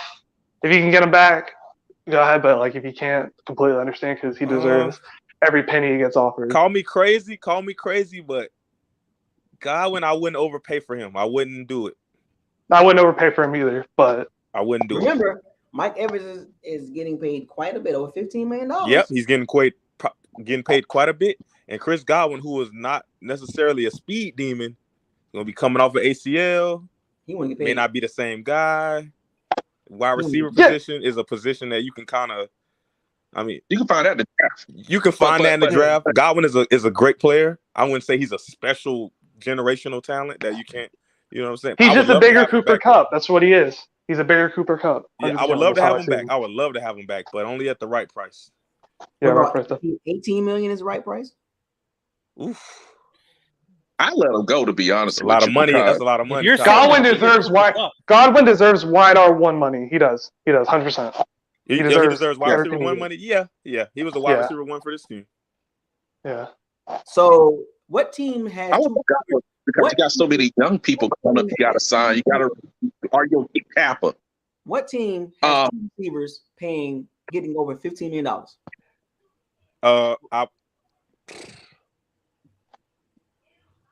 What team is paying two receivers over $15 million? Titans aren't. No, they're not. No, Titans aren't, right? Nope. How much? Yeah, Julio's not.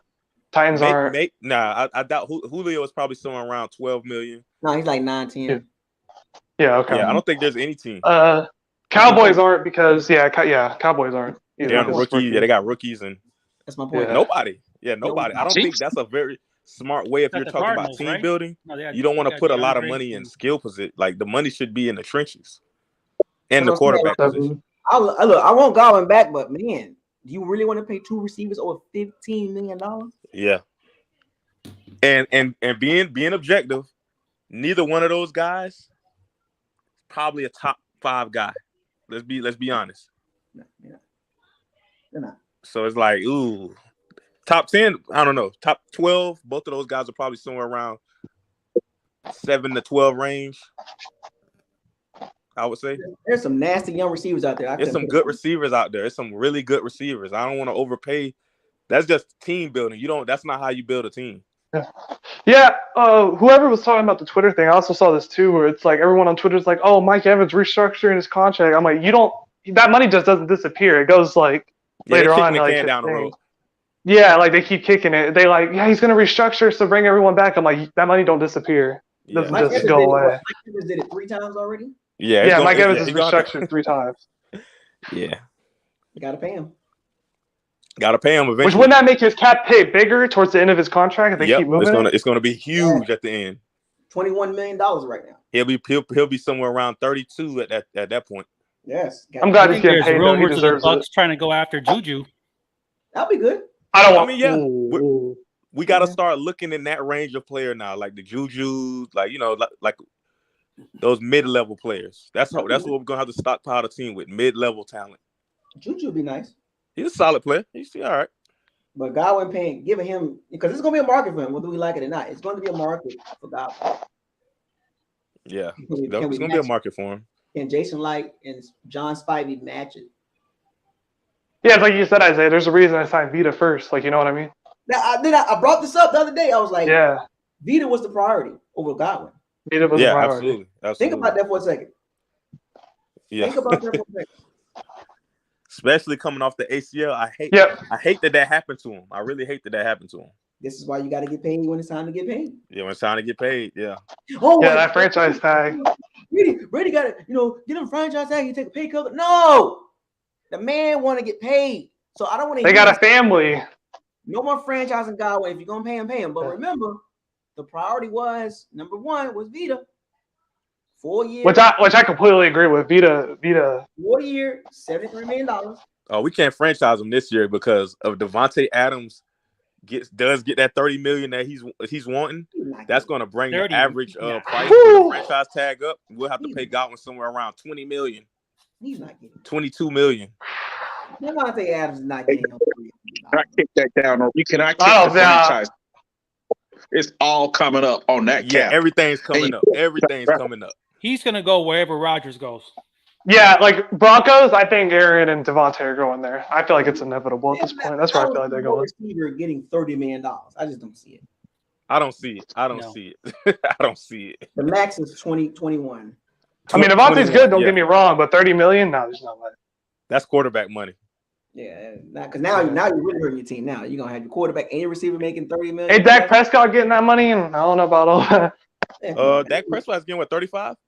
Yep, you about 35, 30. About that. Dak Prescott is Kirk Cousins with better PR, but carry on. But, yeah, Kirk Cousins is not as bad as a quarterback as he's made out to be. I think he's opposite of Tom Brady, like without like, you know what I mean? Like somebody's gonna have to reset the quarterback market because this is ridiculous, man. Like somebody got to reset that market, man. Somebody gonna have to like reset that. I don't know the Burrows and the Herberts and they coming up soon. They about to get Lamar ain't got his contract yet either. Lamar ain't got his contract yet. Burrow's gonna get paid. Yeah. So is Chase. Chase gonna get paid too if he continues what he's been doing. The Bengals, look, that's why it's good to win on rookie contracts. Yes. Win on the rookie contract. Yep, that's it. That's right. Yeah, we're gonna have to bring one of these. Most teams are gonna do that. Most teams are going to basically say, all right, we got 4 years to win something. Yeah, that's how you smartly build a team in this era. It just makes you wonder if we could have got a contract done earlier if like Chris Godwin was like starting like when Jackson was here. Like, you know what I mean? Like if he was like number 2 then, like what would? Now his rookie season was what, 17, right? 17. Yeah, 17. Was still, so you couldn't. That was too early. You couldn't give him an extension after because he wasn't the Chris Godwin. No, not like an extension, but like play him more and maybe he gets some. Like, you know what I mean? Because like see where it goes. He would have been eligible in 2019. Like, you know what I'm saying? Because that's when he broke out in 2019. Yeah, he went off. 20. Yeah, he went off in 19 and 20. Yeah. 86 catches, 1,300 yards in 19, and we didn't see this coming. Right. I don't know if anybody saw this coming. Right. You know, and that's what I'm saying. Like now you got to pay him. Like gotta pay him. And when you look at it from a team building standpoint, Vita was okay. Good, you got it out the way. You got your defense, your anchor. Your anchor. 4 years, $73 million, $40 million guaranteed. Okay, cool. Now you need your other cornerstone for the future, right? You know, is it Godwin? Is it Davis? Which one is it? You know, I like Davis. Like, I hope he would get signed. It's just, I just wish Davis can catch. If Davis can catch, he'd be good, but he can't. He has like brick hands. Every time the ball's in his hands, it gets dropped. That's my only issue with him. He's a solid DB. As long as we don't have to overpay for him, I'm cool with him. Yeah. So Adam Schefter came out and said this. A statement from Tom Brady's agent. Let me read this right here, live in the locker room. This is from Don Yee, TB12 agent. I understand the advanced speculation about Tom's future. Without getting into accuracy or inaccuracy of what's being reported, Tom will be the only person to express his plans with complete accuracy. He knows the realities of the football business and playing calendar as well as anybody. So that should be soon. Yeah. So, I don't know. I've got a gut feeling that he's just going to go ahead and retire. And that probably means Gronk's gone. I mean, there's no way Gronk plays without Brady. I don't see that happening. Yeah, he's not coming back either. Yeah, Gronk's not coming back. So basically, from what his agent's saying, you basically got him retiring out of that situation. Out of that statement, you got retirement. From his dad saying he's not retiring. It's just the only thing I get out of that is like when he walked off the field, it was like he was gonna come back. Like the way he walked off the field, and like my opinion, he didn't wave at the fans like goodbye or anything. He just walked straight out to the locker room. I feel like there'd be like something there, like, you know what I mean? Especially after 22 years, but I don't know. Well, I like the statement because his agent came out and said all y'all knuckleheads that's reporting is garbage. Yeah.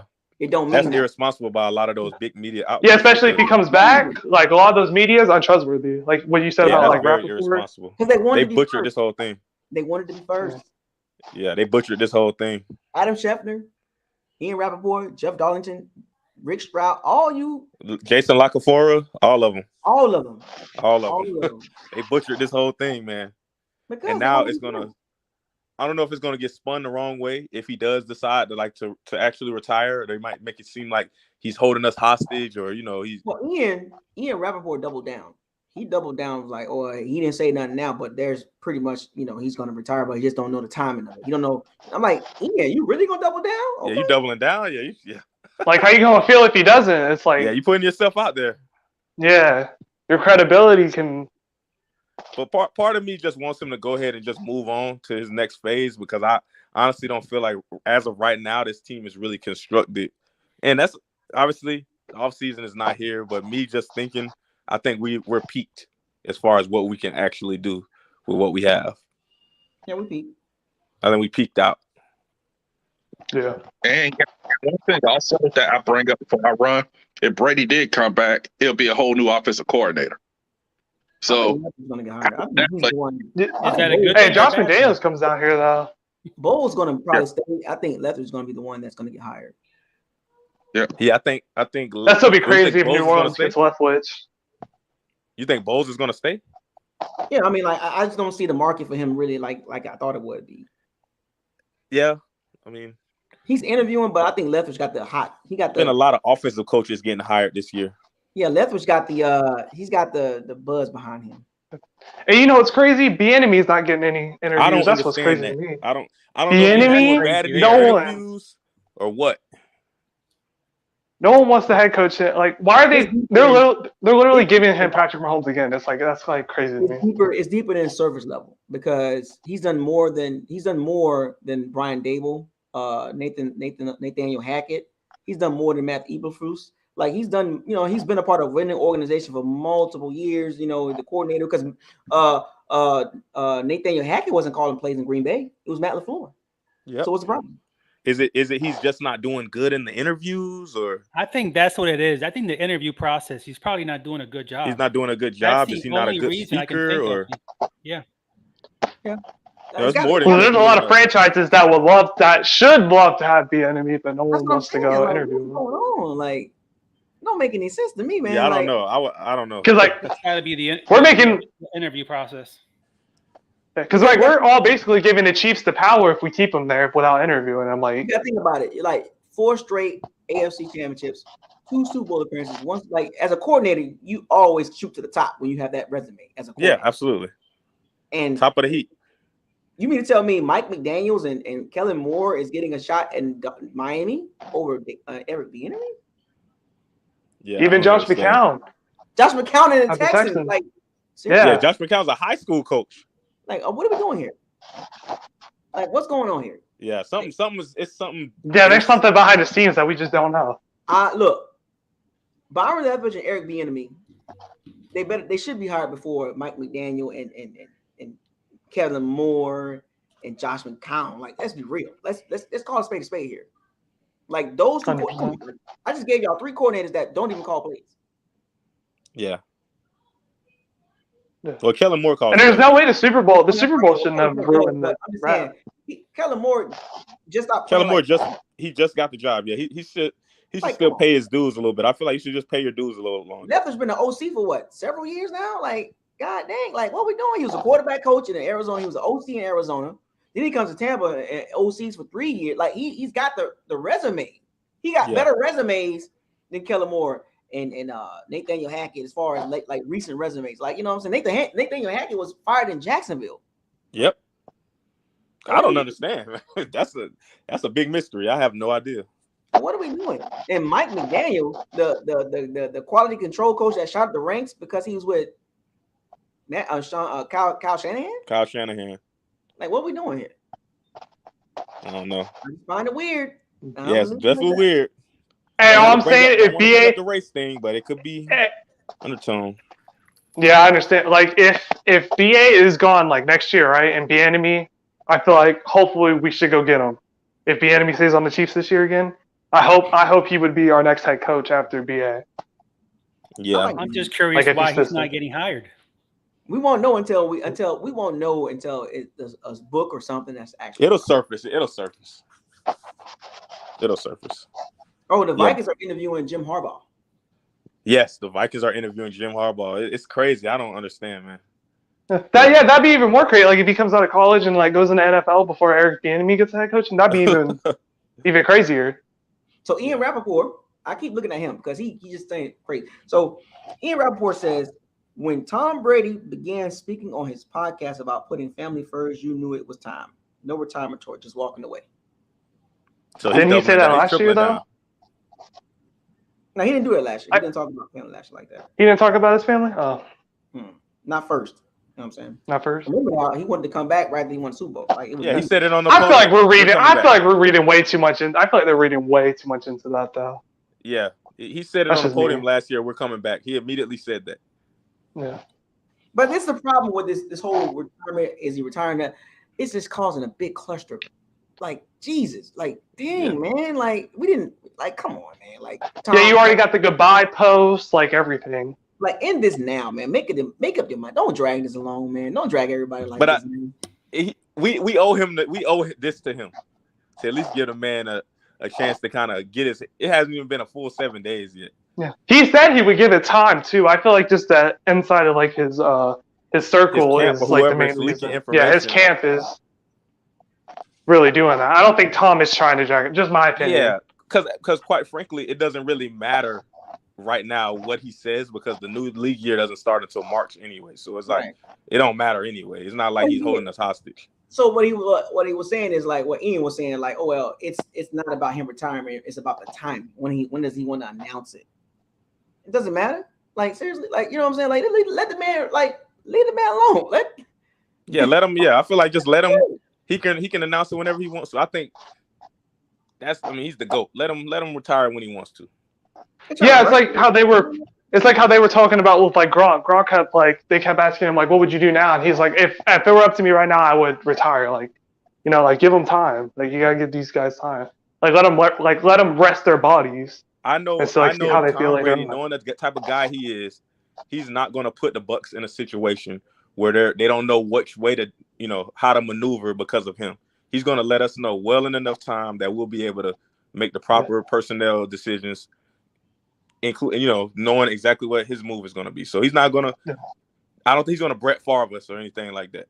Yeah, Brett Favre did that whole hill. He held the Packers hostage 3 years in a row. My golly, man. Brady isn't going to do that. No, that's not his makeup. Yeah. Just do it before the draft, see what we got, and then we're good. Yeah, the new league year is in March. I guarantee you we'll know by the end of February. Probably even sooner than that. It'll be in a couple weeks, maybe. Maybe a couple weeks. Yeah, right after the Super Bowl, I think. Yeah, right after the Super Bowl. Yeah. So basically, we're gonna spend the next 2 weeks.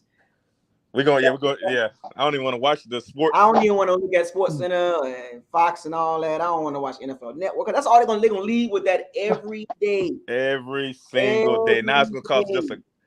Oh man! And if Tom doesn't retire, they're just gonna look so dumb. What a disaster! Too. Like that's gonna be like insane. Like everyone's credibility, like all that. Like it's just gonna go like down the drain. Might punk especially everybody and see I'm coming back. Yeah, that would be. He'll probably break the internet. He'll break the internet if he comes back. Yeah, he'll break it. But remember now, he did say, "I don't want a farewell tour." Yeah, and if he does come back, it's all but guaranteed that would be his last year. Pretty much. So that would be a farewell tour. I don't know. Well, folks, and there's no guarantee that he gets farther if he comes back next year. So this would not be like the worst time to like retire. So it's just really depends on what happens. As we wrap this chaotic last 3 hours of the locker room across the NFL platforms, does anybody have any closing remarks as we shut this locker room down? Well, it's like I guess it's like y'all said. It's like this year is the year we figure out what Bucs fans have been here since before Tom Brady. Yeah. How many leave? George, you got anything? Yeah, I think we just have to wait and see. I mean, it all starts with Tom Brady. You know, once that decision comes out, then we'll see what we do. And I'll come out with another video after that. I'll say my Another last video closing come out, remarks right? is prepare for change. Prepare for change? Like this is gonna be the exact opposite of last offseason. How last offseason was all 22 starters came back, all the assistants came back. It's gonna be the exact opposite this year. So prepare for change. It's gonna look a lot different. Well, even if Brady does come back. we definitely got to prepare ourselves mentally as a fans. Like we got to prepare ourselves, like, because there's going to be change regardless whether we like it or not. Whether it's quarterback, staff, players, there's going to be change. There will not be this running back with 22. No, it's not happening. Nope. So please prepare yourself mentally. Yep. And whenever I won't make another video until it's Byron Leftwich getting hired or Todd Bowles or Brady retiring. So anything outside of that, I'm not making no videos. Okay, so if I do make a video, it'll be a really quick one if it's Bucs related, but it's gonna be quick. But if it's the three big ones, Bowles, Leftwich, or Brady, I'll be ready. Well, Brady's the big one. Brady's the big one. That one, those three. That was gonna be a crazy locker room. Yeah. Those three, and then the draft afterwards. And pretty excited for the offseason though. We got 4 big videos. You got Leftwich, Bowles, Brady, and the draft. Before you go, I had one thing. I read somewhere that if one of the coaches gets hired or both of them, we get a 2 third rounders. 2 third rounders. Okay. Wait, for this year or for next year? I want to say it's this year. I think it's this year. Yeah, I think it's this year. This year. Hey, they go. They need to go now. Yeah, they need to go now. Know, right? Yeah, they need to go now. They go. Yeah. They can use that as Wait, 2 third. Wait, 1 per coach or like 2? Like. I think we'll end up with 2. Yeah, 2. So we'll have 3. Yeah. So we'll have 3 third-round picks this draft. Yeah. Good. We could have 3. Don't quote me on that. You gotta go look it up, but it's something around. Hey, if that happens though, Jason Light they have to hit this year. They have to. They have the pick sitting right there if that happens. Oh no, so it's 1 for 2022 and 1 for 2023. Okay. So 2. Okay, gotcha. Hey, that's still. Hey, that's still good though. Third round can have gyms. Oh man, they always do. They always do. Third round always has gyms. Or you can use it as trade bait. No, I'm just kidding. Oh, trade draft capital. That's what it is. Yeah, there you go too. Yeah. Well, gentlemen, it's been great. It was fun. It was. Hey, that chat room was getting crazy though. Definitely. Yeah, this chat room was crazy. Hey, stay off the Bucs page. It's gonna be real toxic. I'm not doing especially Facebook. Don't go on Facebook. Don't go on Facebook. I'm telling y'all, stay away from them. Hey, I thought we had big news today, but now it's conflicting reports. Yeah. So we gotta wait. What are we doing? Facebook's ready to blow up Ray J. Like set charges and just light it up. I had a great time, you guys. Thank y'all for joining the locker room. We are over 3 hours. It was like one of your longest. Like except like game wise, like it's like a game. It's like a game. When well, all 4 quarters. Right. But I thank y'all for joining the locker room. It was a pleasure to hear everybody's statements and concerns about this breaking news from these NFL platforms want to be first. But as we know, as of right now, Brady has not retired yet. He's not announced it yet.